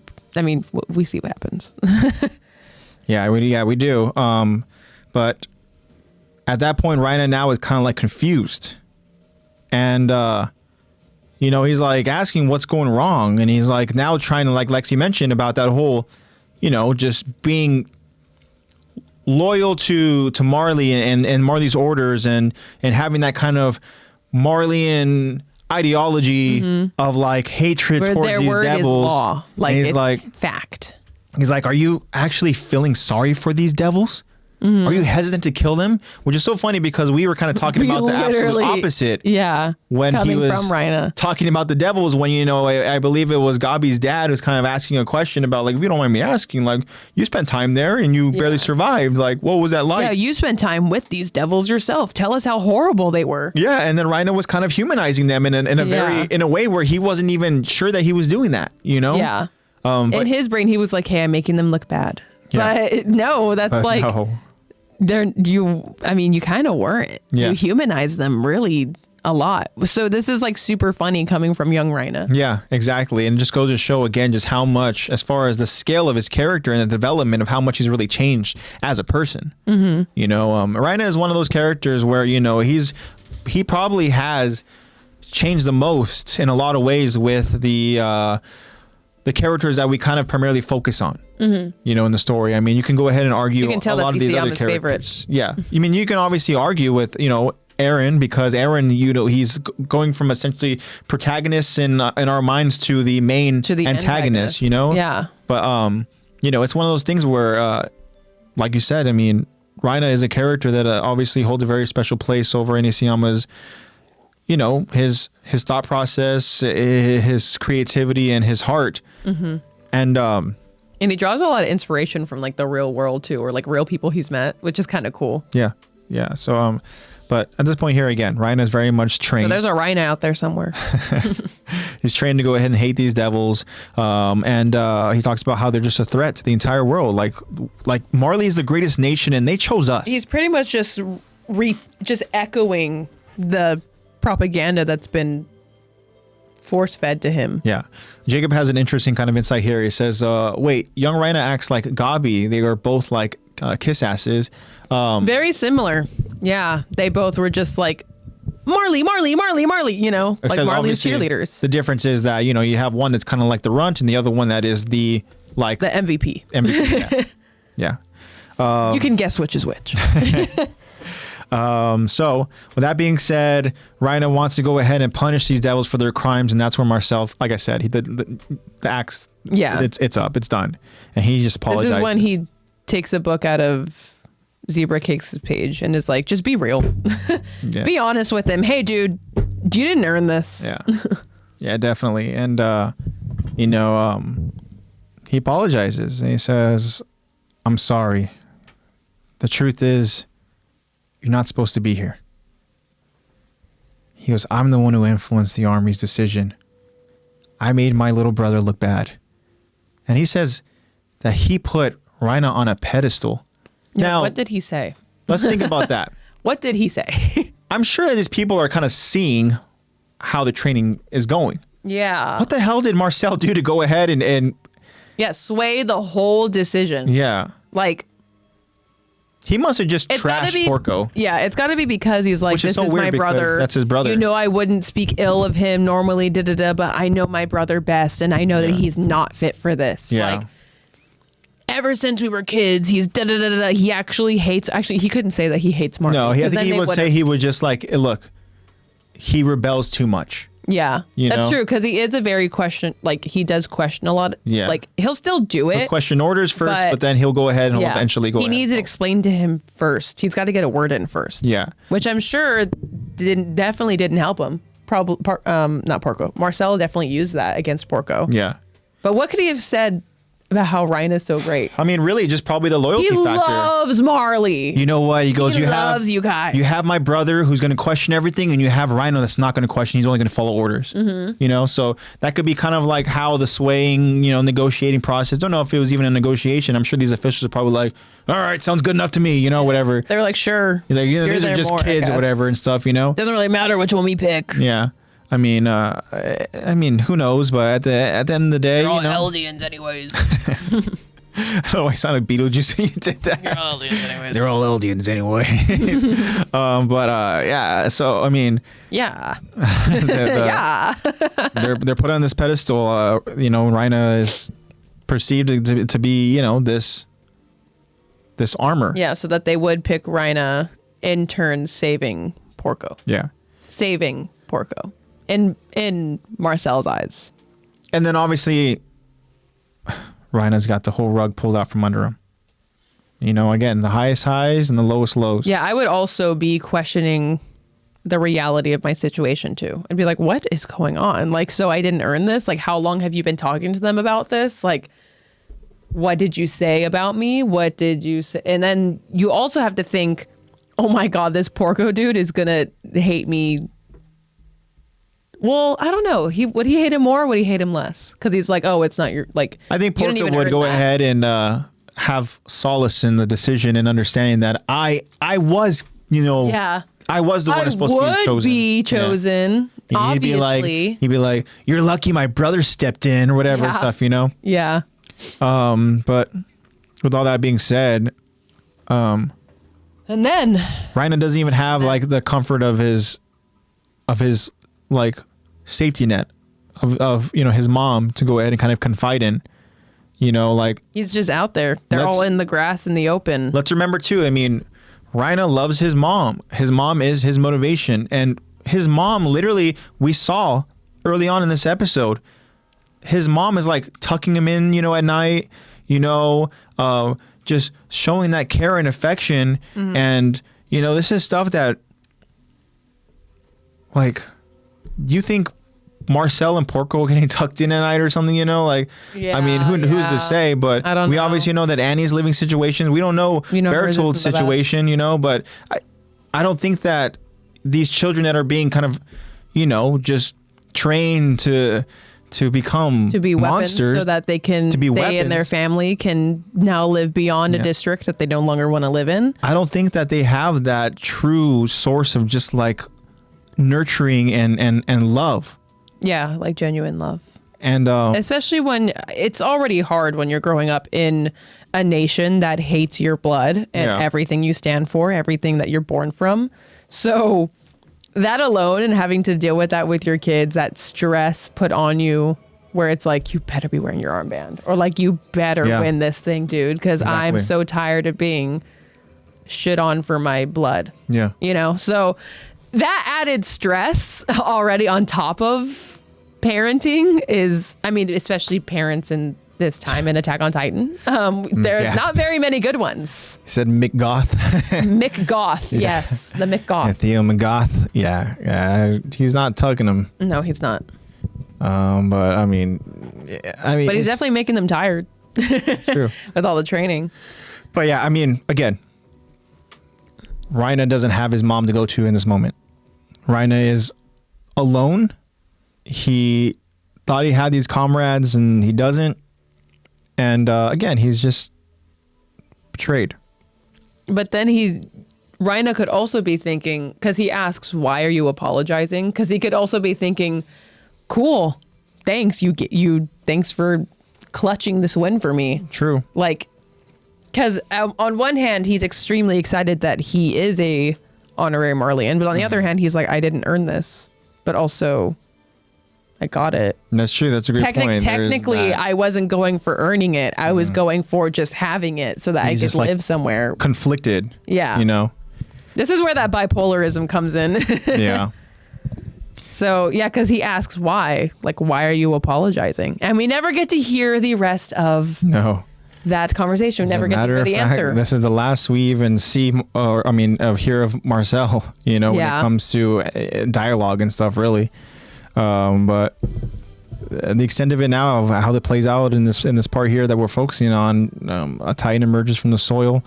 We understand that this is Ymir's Titan, her pure Titan form. As she got transformed into a Titan many years ago, she was roaming the plains outside the walls, and essentially, like you said, hibernated. Basically, Dug a hole and found a ditch. just went ahead and Took hibernated. a nap. woke up, hungry, Yeah, seriously. and happened to wake up on like with 5 Titan warriors. No, 6? No, 4. Peak and Zeke aren't there. Yeah, they're not there. You woke up with 4 Titan warriors on you. Yeah. Grab any of them. Really. I'll tell you what. Eat any of them. She got that Aaron Yeager alarm clock. I mean, I'm telling you. I know. Aaron Yeager was the alarm clock. Aaron Like, Yeager's- wake up now. Aaron Yeager's like literally like she's asleep and all of a sudden you just hear Aaron's voice go, "Wake up." Yeah. Wake up. It's just that part. Yeah. He's like, you're very hungry. You're feeling so hungry. Yeah, and then next thing you know, again, Ymir emerges from the soil, goes after Rhina, and then goes to show again the type of leader that Marcel is, because Marcel, I would imagine here that if Marcel really thought about it in that moment, then he wouldn't have done what he did. But instead, what Marcel did is he acted like a leader, acted very quick, and decided to try to save Rhina. And unfortunately, you know, it cost him his life, because as he essentially pushes Rhina to the aside, that's when Ymir is able to go ahead and get a hold of Marcel. Yeah. But there's that moment where Marcel and Rhina lock eyes, and Rhina witnesses this leader. He witnesses, you know. That's got to be so horrible to be like Rhina in that situation, and to like that's got to be ingrained in Rhina's brain. Just the locking eyes in I feel like Ymir's hand. Rhina's got those moments that I think haunt him. Definitely. Right? This is one of them. There's a lot of haunting moments in Attack on Titan. So we got but the this is Marcel definitely one of moment. We got the freaking Marco moment. Yeah. You know. There's a lot of moments. Yeah. But yeah, then they lock eyes. Yeah, Marcel's gone. Yeah, and then he's dead. And essentially, the way this part ends on the episode is just it happens kind of in a slow-mo sequence where it shows the Titan bringing Marcel closer and closer, and then we get a close-up of Marcel's face as he looks up, and we can't hear his screams, but we can see that he's screaming, and then the scene goes dark, and we only hear silence. Yeah. And then Ymir has pointy teeth, Yeah. I guess. So that's all that changes. That's it. Yeah. Jacob says Under the Stage is my favorite, and yeah. Yeah, that's We'll get everyone's to that waiting point. for that one. We'll get to that point. Ooh, we're excited. We're excited. So now we're going to go ahead and get to the second part here. And it's my turn to narrate. Yeah. Please take it. All right, ready? Yes. Okay, here we go. We return with Rhina catching his breath as he rests against a tree. Rhina then suddenly begins vomiting. We notice that the sun has come up, signaling a new day has begun. Rhina looks around looking for his comrades. Bertold! Annie! Marcel! Rhina begins to spiral as he sweats profusely. They're gone. They were all eaten because of me. And I'll be next. I'm gonna die here. Rhina suddenly gets kicked in the ribs. Rhina begins panicking, thinking that it's an enemy. But then, Annie tells Rhina as she catches her breath. Not bad. You just beat me in a long distance race. You've never done that before. If we had transformed and defended ourselves, we wouldn't have lost the Jaw Titan. Ugh. Well, shit. He's gone for good now. Rhina responds. There weren't supposed to be any Titans this far from the walls. Annie suggests. We need to go back. Let's track down Jaws and leave. The Titan that ate Marcel should be human again. Come on. Without Marcel to lead us, this mission's doomed. Rhina witnesses both Annie and Bertold walking away. Wait! We can't! We can't! Annie and Bertold stop. We can't go! We gotta continue the mission as planned. Annie responds. Oh, yeah. If you go back now, you'll be stripped of the armor. The next warrior will eat you. Though that isn't really a problem for me. Rhina responds. You think it'd just be me? You and Bertold ran away too. So why would I take all the blame? What makes you so confident that you two won't get eaten right along with me? Going after Jaws isn't a good idea. If they use the power to run, that's it. Our Titans are way too slow to catch up to it. Bertold asks, but how could someone learn to use it that quickly? Rhina aggressively explains to Bertold, you mastered the Colossal on your first try, so you tell me. Anyway, if we go to the dock as failures, we're doomed. We need the Founding Titan. There's no going home without it. Annie, observing this version of Rhina, tells him, You know, if you had been even a fraction this composed when that Titan came at us, we wouldn't have had to lose the Jaw Titan or Marcel. So you think the two of us will be blamed for running after you? Huh? Annie then kicks Rhina in the face. Annie continues her tirade. Well, then why don't you come clean to Magath? I almost said McGoth. Let me try that again. Yeah. Do you want me to segue you? It's Magath? Yeah, Magath. Okay. Well, then why don't you come clean to Magath? It's your fault this happened. So own up to it. Annie repeatedly stomps and kicks Rhina. We're not heroes, dumbass. The Marlians just see us as weapons. Understand? They lied. Marlians or Eldians, they're all just in it for themselves. And guess what? I'm the same. I've got to get home alive. If you feel guilty about Marcel, then die. Take all the blame and die. After repeatedly beating the hell out of Rhina, Rhina actually gets back to his feet, like a zombie rising from its grave. Annie turns around to notice Rhina, but Rhina pounces on Annie, getting a hold of her neck. Rhina begins squeezing as he whispers in her ear, Rhina is dead. If we need Marcel, then he's who I'll be. Bertold watches his comrades fighting each other. Stop! Let her go! Rhina continues to say, while strangling Annie, if we want to make it back, this is our only hope. Once our mission is done, we can go home. Annie struggles to breathe. And then she finally passes out. To be continued. Dang, Annie, get owned. Get owned by zombie Rhina. So I think it makes sense now as to why Annie fucking hates Rhina's guts whenever we see them like, over interacting as my traders. Yeah.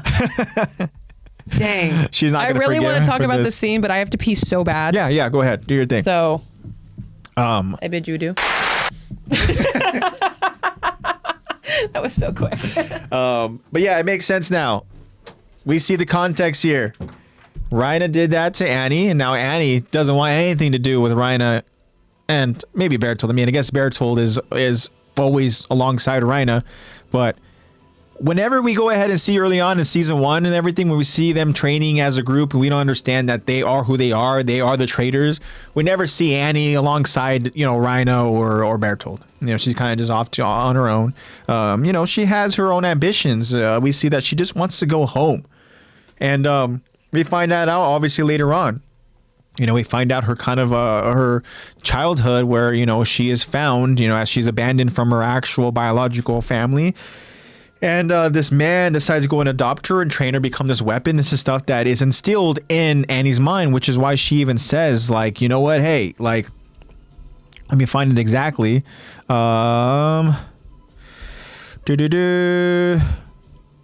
about Rhina's gonna eat it, and I think I found it. Yeah, she goes,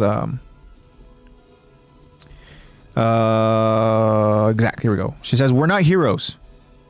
Marlians just see us as weapons. Right? She gets it. She says that they lied to us, right?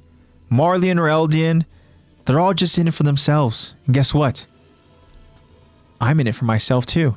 And that's where we go ahead again, get the clarification that she's just doing this so she can go home, right? And that's all she cares about, right? She's not the soldier like Jacob said early on in chat where, good soldiers follow orders. Like, no, she's going to go ahead and do what she needs to do to go ahead and get what she wants, and she wants to go home. again, it makes sense that Annie doesn't want anything to do with this version of Rhina, which this version of Rhina is, there is that switch that's flipped. Yes. So I don't know what it is that you wanted to specifically go and talk about. Do you want to go and kind of start from the beginning? I wanted to talk about, obviously we're going to talk about Rhina saying, if we need Marcel, then that's who I'll be. Yeah. I think that the main tipping point for him was when Marcel told him that basically you didn't earn this. And then I think this whole scene is just basically Rhina's like trigger to be as unstable as he is and as personality dysphoric he is, I guess I could say. I definitely wanted to talk about that. And I definitely want to talk about Rhina saying that, like, it seems so deep-rootedly, like, it seems like there's some deep-rooted hurt and resentment there when Rhina looks to Bertold and tells him, well, you mastered the Colossus on your first try. You tell me. Yeah.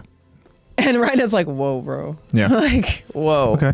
So I'll tell you what, we'll go ahead and we'll kind of start from the top. We'll go through and then, because those really are, in a lot of ways, kind of like some of the last like focuses over in this part here. But so we go ahead and we come to find out that Rhina just ran. You know, after seeing Marcel get eaten, Annie. you know, he went ahead and he just ran. Right? We don't understand how late the night it was, but we understand it was early enough to where we're close to sunrise. Yeah. 'Cause at this point, the sun is out. Is out. It's starting to peak. Dawn is upon us. Rhina is, you know, he's going through it right now. You know, he's trying to catch his breath. You know, we see that he's kind of like vomiting and everything and stuff. It's not just because Zach. Blue is back. Blue is crying at the door for me this time, There it not for is. Zach. But like, dang it, Zach's not here. at this point here, Rhina doesn't see any of his comrades. He believes that they were all eaten. Yes. Can you imagine if Ymir I know, ate you all woke those up. Titans?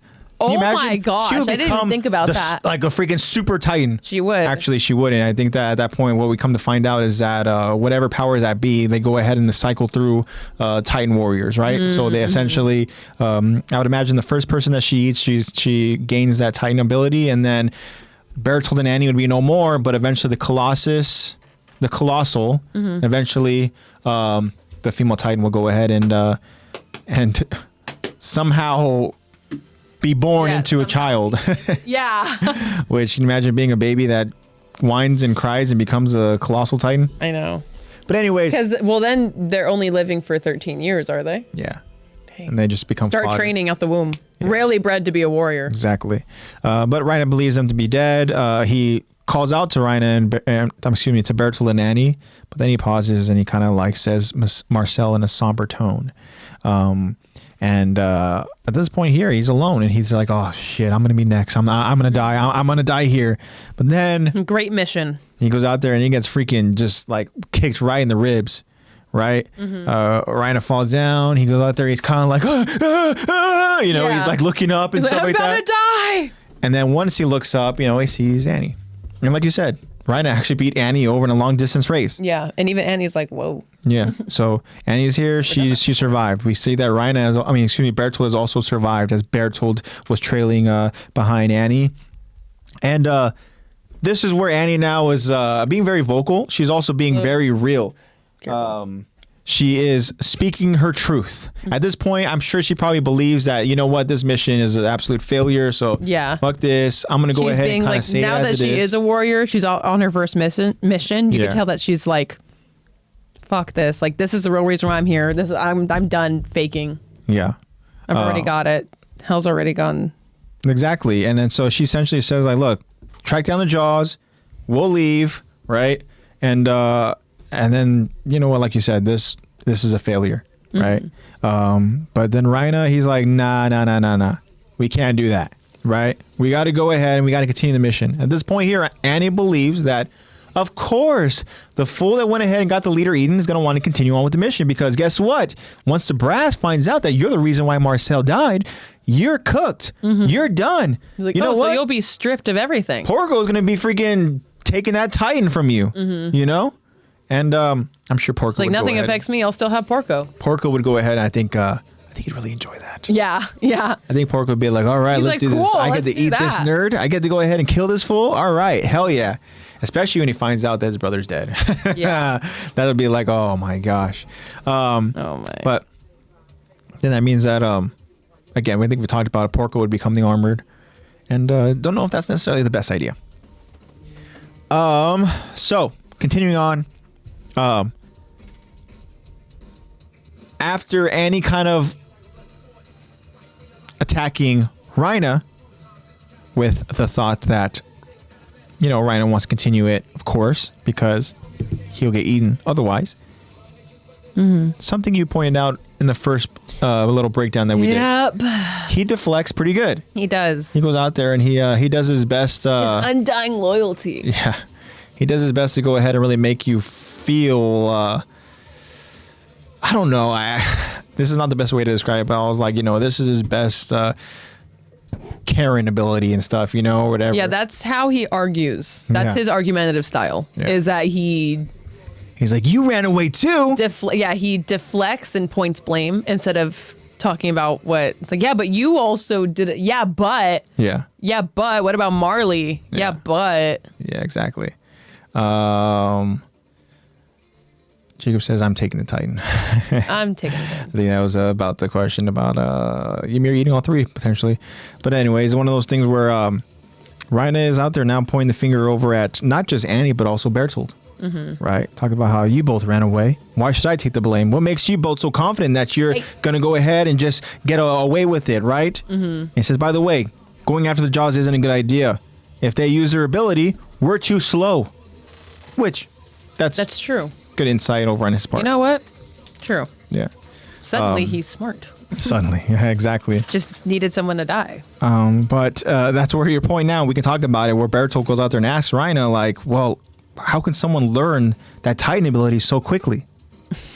Well, The way that Rhina says it in this scene seems so resentful. He just seems so resentful.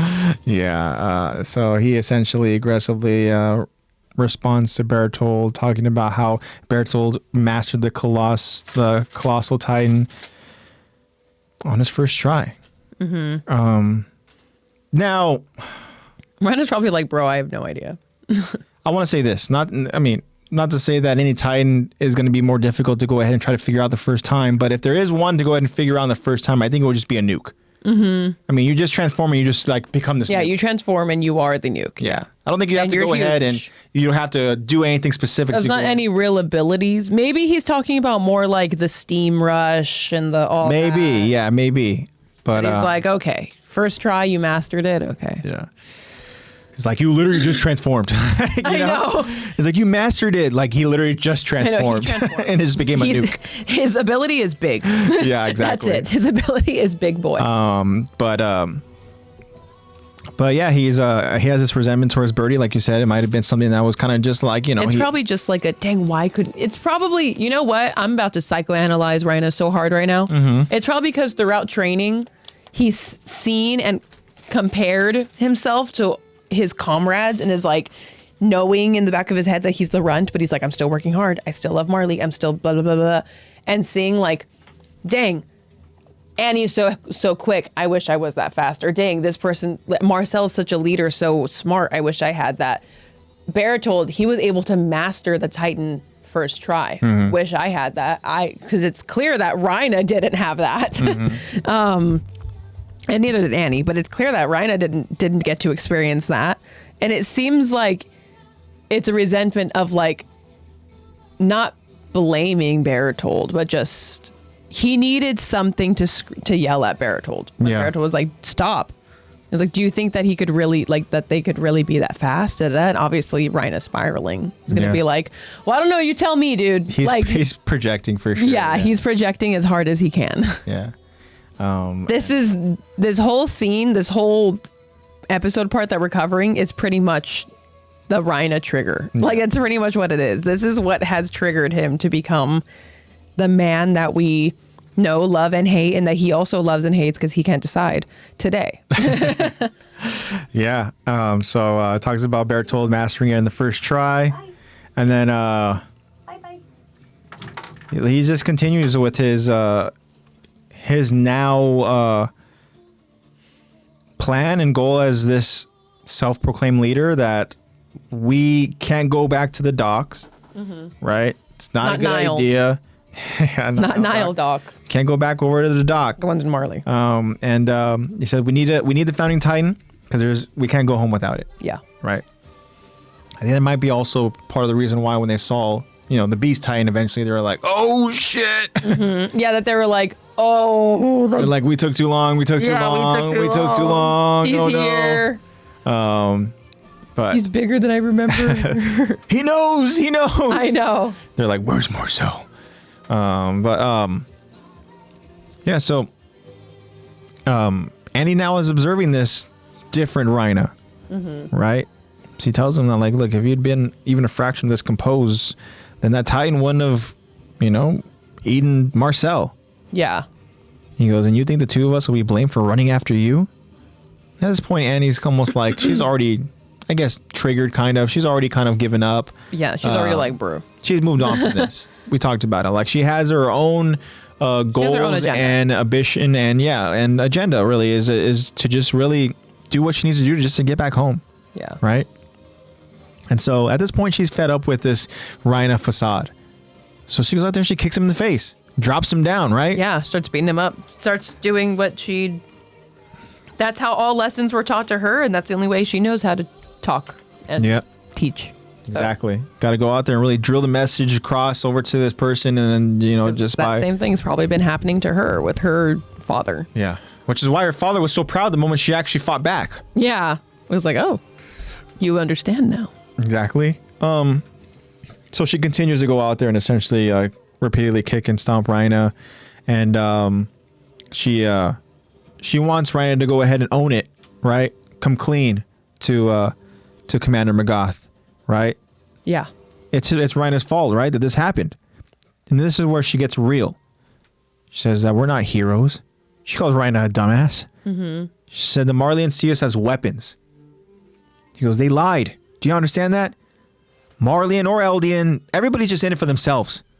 He goes, guess what? I'm in it for myself too.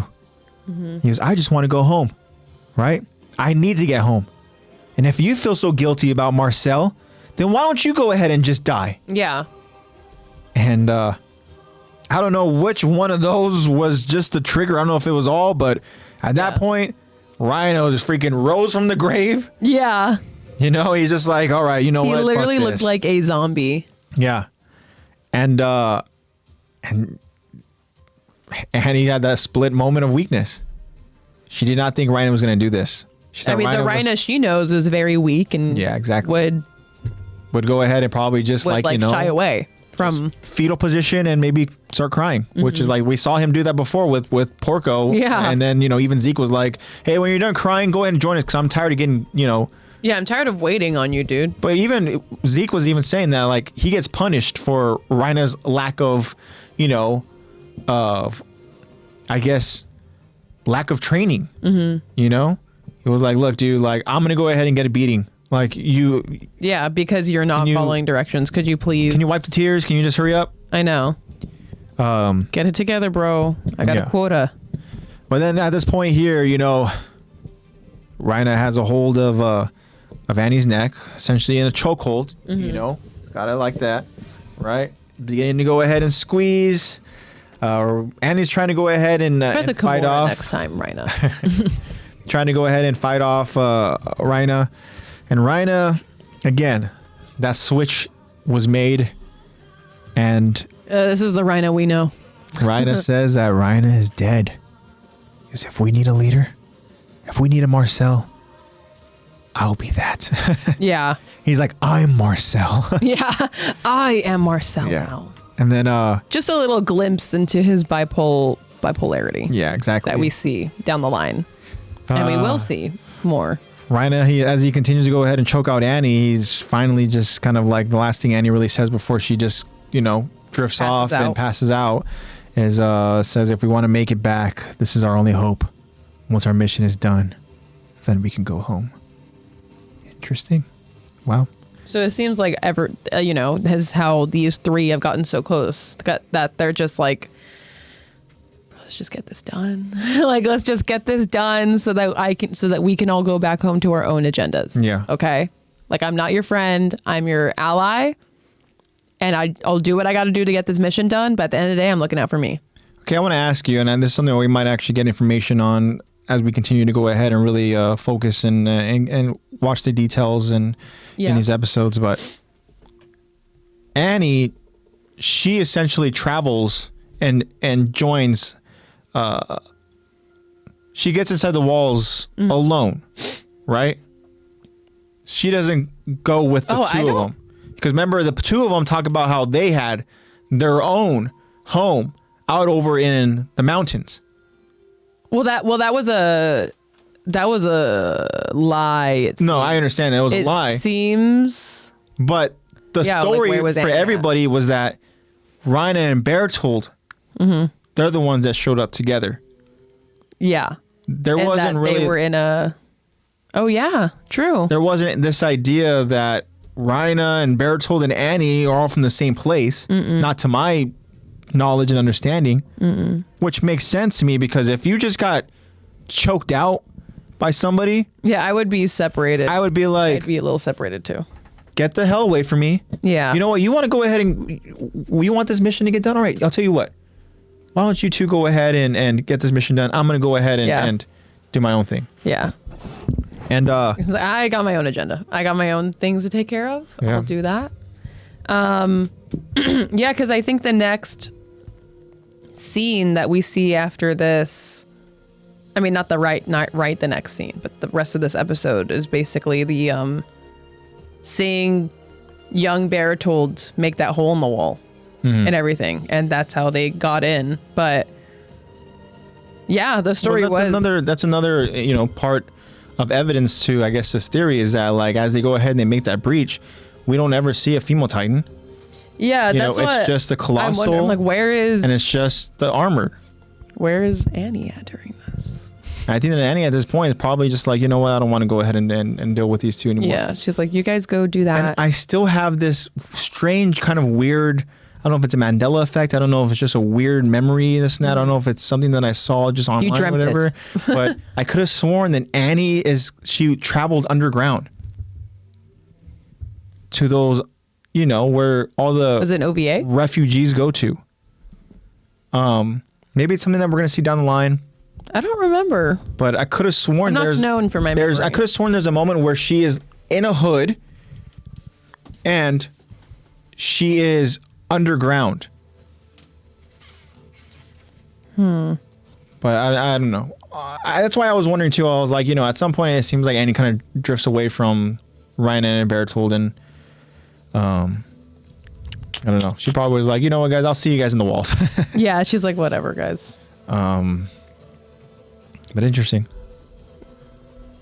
I wonder if we can go ahead and find that. That's what I'm trying to find out right now. I want to see if there's a AOT Annie underground. I know it's going to show the tunnel. I'm only seeing the whole like, oh, she didn't want to go underground. Yeah. Suspecting. Which again, that makes a ton of sense. Why I guess she wouldn't be there, because why would the female Titan want to go ahead and be underground? It says Annie went underground because she was trying to get some info on the location of the royal family by spying on the military police. Also cut, but Rhina and Annie and Bertold found out that Fritz King was a fake, and they were looking for the real royal. Annie has a long nose. That's what I remember her for. Okay, you just remember her for a nose? Yeah. Funny. I'm gonna ask, how did Annie get inside the walls? Yeah. How did she get in there?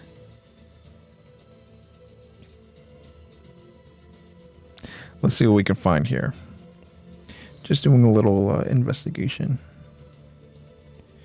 We don't want to find out how she got captured. How did they get there? Let's see what it says here. I'm Obviously, it didn't come in Titan form. Okay, both suddenly appeared out of nowhere. I'm not sure.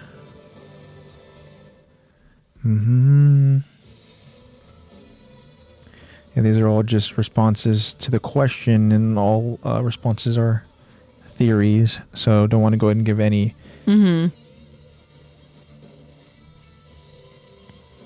This person just says, because the garrison is shit at guard duty. Yeah. In response to how did they get into the walls? That's why. I mean, they're not wrong. I guess there's not really a full explanation. How did Annie get over the wall? The fact that this is a question, though, like, I mean, it just makes sense. Isayama, I have a question. Jacob says, I'd want Isayama to make another version of AOT where we start on Marley instead. Interesting. Wasn't there a thing that he like wrote Attack on Titan in reverse? That's why it's so good. Uh-huh. So the main character is actually Rhina the whole time. Interesting. Yeah, I'm not seeing anything. Me neither. Maybe if we're lucky, we'll go ahead and find something, or maybe I'm just going crazy. I'm gonna check Korra. This is actually me. If anybody sees those little YouTube videos, like Korra, it's actually me. It's actually me. Disguises, blah blah blah, blah blah blah.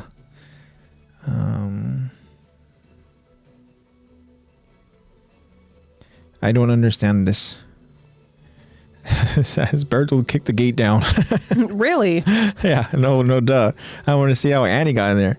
Did you see I'm not sure, but if Hannes is anything to go by, then the garrison troops seemed a bit lax. Yeah.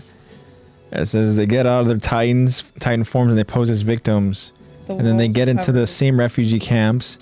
And they worked the plantations until they were 15. And Rhina decided to join the military. Wait, they actually went to work? Wow. Oh. They really went method, huh? Dang. It says only Annie followed that plan. Interesting. Well, they were in Titan form. Or at least they were going to be. Annie was the only one that wasn't required to be. Yeah. Well, not getting some real clear answers here, but Someone goes, perhaps a ghillie suit? Because the garrison is shit at guard duty. Yeah. Interesting. Well, hopefully we go ahead and find that answer. But anyways, I couldn't remember Annie actually being aligned next to these two in Bertold and Rhina. Now, the next time we see them all together is when they're already over in training as cadets. So, I don't know. But with that being said, guys, that's all we got for you guys as far as the episode breakdown and discussion. So we're going to go ahead and get to our close. I think we're ready for that, right, Lex? Do you have any other final thoughts you have for this episode? I'm getting maybe some answers. Oh, interesting. Okay. So I'd like Someone asked, why wasn't the female Titan seen at the beginning when Walmaria fell? Interesting. And you go, well, simply because she wasn't needed for the task. Bertold arrives at Shiganshina Gate and transforms using the Colossal Titan to boot down the gate and create a hole. Rhina in armored form and Annie, meanwhile, were located far enough back away to not be injured from the blast. And Rhina carries Annie, keeping her safe, and the two then pick up Bertold outside the wall. Rhina uses the armor to smash the inner gate of Walmaria, thus breaching Walmaria and allowing him, Bertold, and Annie to enter the walls. And that was that. Annie's Titan wasn't seen during the breach of the Walmaria because it wasn't needed. Her purpose was to infiltrate the walls and gather information about King, supposedly holder of the founding Titan location. The original plan for all three Maybe of that's Marley... why she's underground. To go ahead and So, actually do she some didn't come in through protective- underground. It seems like what happened is that Rhina was holding on to them as he burst through. Yeah. And then, I guess... And then they went off to go ahead and investigate. Yeah. So okay, that makes it seems like, they went off to go, okay, well, we need to figure out the So that's plan. why, So that's why they Annie underground. kind of went on her own. That makes sense for her to go ahead and try to locate the founding Titan. The original plan was for all 3 of the Marley infiltrators to enter into the military police so they would be able to gather information in the capital as well as being close in proximity to the king, all preparing for the day they would eventually kidnap him and bring him back to Marley. But off topic, to sum up, Annie's Titan doesn't appear during the breach of Walmaria simply because it wasn't needed. Her only mission was to infiltrate the walls. Okay. Cool. She was cradled in. Yeah. She was the football We will get to the in that code. tackle. We'll get to the code very, very shortly. I just want to go ahead and say again, huge thank you to our friends that go ahead and join us live and that catch us over at a later time. Yep. You guys are awesome. We love you guys so much. Make sure you guys go ahead and just try to get all the updates. We try to get those updates to you guys. I know Lexi does a good job of just, trying to inform you guys all when the episode is published, when we'll be streaming. Get typos, Jacob. Sometimes. Jacob is he's got eyes like a Jacob's hawk. got it. He's And, like, something here is wrong. I'm like, sorry, I thought it was Tuesday. It was Monday. But My Lexi does also, a good job of getting those poll questions and those Q&As out to you guys. And again, we're so thankful for the responses that we get, the feedback that we get. It's nice. We to go love ahead and interacting kinda with just you guys. See, where the mindset is and whatnot. If you guys are interested to see the different platforms that we are available on, just check out the link tree over in the bio on the Instagram. Instagram again is Attack the Talk Podcast. That link tree will show you the platforms as I stated, and we're available on essentially all the main ones. Yeah, and thank you to Lex. I want to say thank you to Nate and NatePlaysBad for getting the episodes available to us. We get the all prepared and ready for publish. Yes, thank you, Nate. And Wouldn't be here without you. I want to go ahead and say the code real quick as Jacob gives us a code at the end of every stream now. Yes. The code is code Rhina because he's the guy that shows his feelings like all of us guys should. Don't hide them. Yeah. Amen. That's right, man. We men Very good. don't need to go ahead and be so callous to feelings. Just express them. I mean, Zebra Kicks knows I express my feelings. Yeah. Well, there are times and places. Please express them. I'll cry healthily. I'll cry right there in the middle of her art studio as she's. Yeah. I'll be like, baby, I'm just so grateful for you. Like, oh, I'm like watching her just like do her thing, just kicking ass and everything. So I'm like, wow, very in the moment. Like, how did I get so lucky just to literally be? I'm like this freaking tall, goofy dude who's just like standing there, just like Goofy dude. wow. People like goofy guys. Yeah, you know what? Hey, shout out to the goofy guys. Everyone loves a goofy guy. But yeah, like Jacob said, hey, code Rhina, because just show the emotions. Because he's a guy. That's what it is. That's why. You know. No, he's a guy that shows his feelings. Yeah. But yeah, at this time, I think Lexi would do a better job than I would in explaining what is happening this weekend in regards to our good friend Aaron. And there's something that we have mentioned before in the podcast, but Lexi, do you want to go ahead and kind of let us know what's happening? Yes, this coming weekend, actually Sunday the 8th, I believe is Sunday. The Los Angeles ALS Walk and Roll. I have to say that slow, otherwise I'm going to mess it up. Walk and Roll is this Sunday in Carson. And if any of you are somewhat local, go ahead and, check it out. All you have to do is type in like LA Walk and Roll. I'm sure and register, and it's... You'll probably go ahead and post too as well, maybe. Yeah, I can post you can about go and it. kind of like to give just some sort of advertisement towards it and stuff. Yeah, I can post about it, definitely. I'll be there with my family. Pretty much it is a charitable event where we're trying to raise money and hopefully getting donations, and we're all walking in honor of those who experience ALS, have friends, family with ALS, things like that. And for those of you who don't know, my best friend Erin, the creator of the logo that you see dancing there in the bottom left corner, she has ALS. So doing this for her, and what's even better is that she was asked to actually design the t-shirts that everyone is wearing for this event in LA. So that's really cool. We all have our shirts, and you could always put, you get a shirt when me, my mom, my dad bought them so that we have an extra one. I bought a long sleeve one because the one they'll give you there is a short sleeve, and they'll give you one. You just put in your size and everything. But yeah, all really cool stuff that's for really cool, deserving people. So That's awesome. yeah, check it out, I guess. Yeah. That's the plan. Yeah. We're going to awesome. walk a little bit. You might need tickets, right? You need to register. Okay, just need to register. Yeah, you just need to if register something you're online. interested in, just go ahead and register, and yeah. So again, yeah, shout out to Aaron, and Aaron has already done a lot for this podcast just with her creativity. So we're grateful for that. Thank you, Aaron. Alrighty, guys. So Dude. that's what we got for you guys. In closing, we always have to go ahead and wish you all well, and have to thank you guys again. Your support again means the world to us. Yeah, spread the word to go ahead and try to bring on some more like-minded friends that really enjoy the camaraderie of just talking about AOT, but also just being able to go ahead and chat like we do. Where like Lexi, what do you describe it as? That first hour is essentially what? This is AJ's diary. Yeah. The first hour is our diary. Yeah, first hour is a diary, It's a journal. and yeah.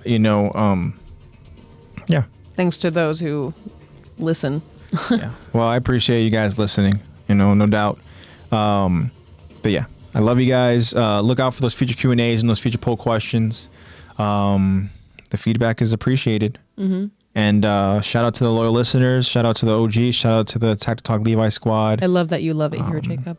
And, again, you guys just made this experience the experience, So just, yeah. Thank you guys. Again, we of course want to wish Zach well and a speedy recovery. And we miss Zach, of course. And again, in closing, guys, it's as simple as we love, and we hate. Let's spread that love. Let's spread that positivity. And you know what? Like Lexi said, it's one of those things where you kind of maybe have to ask yourself, like, what made you smile today? What did you want to get accomplished today? What are you grateful for? Stuff like that, right?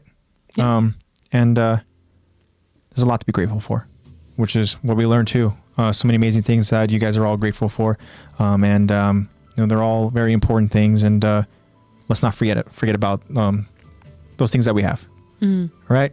So, love you guys. I love you guys. I hope to see you guys back with us here next week as we continue on with the story. We'll be covering part 3 and should be the final part of episode 3 of season 4. And we're getting closer, guys. Good We're getting stuff. closer to that declaration of war. We're getting some really good stuff in this next episode, guys. Yeah, I'm excited for it. We get to go ahead and kind of See you next week. go back over to where things started, right? Yeah. All right. So this time, Lex, I don't know if you want to go ahead and kind of say your goodbyes, but I think you're also going to have to be the one to just end the gonna say stream goodbye. too and all that. But we love you guys, and we'll see you guys next week. All righty. All right. Bye, guys. Thank you so much for listening, watching. I'm going to turn this off now. Wow, blurry like.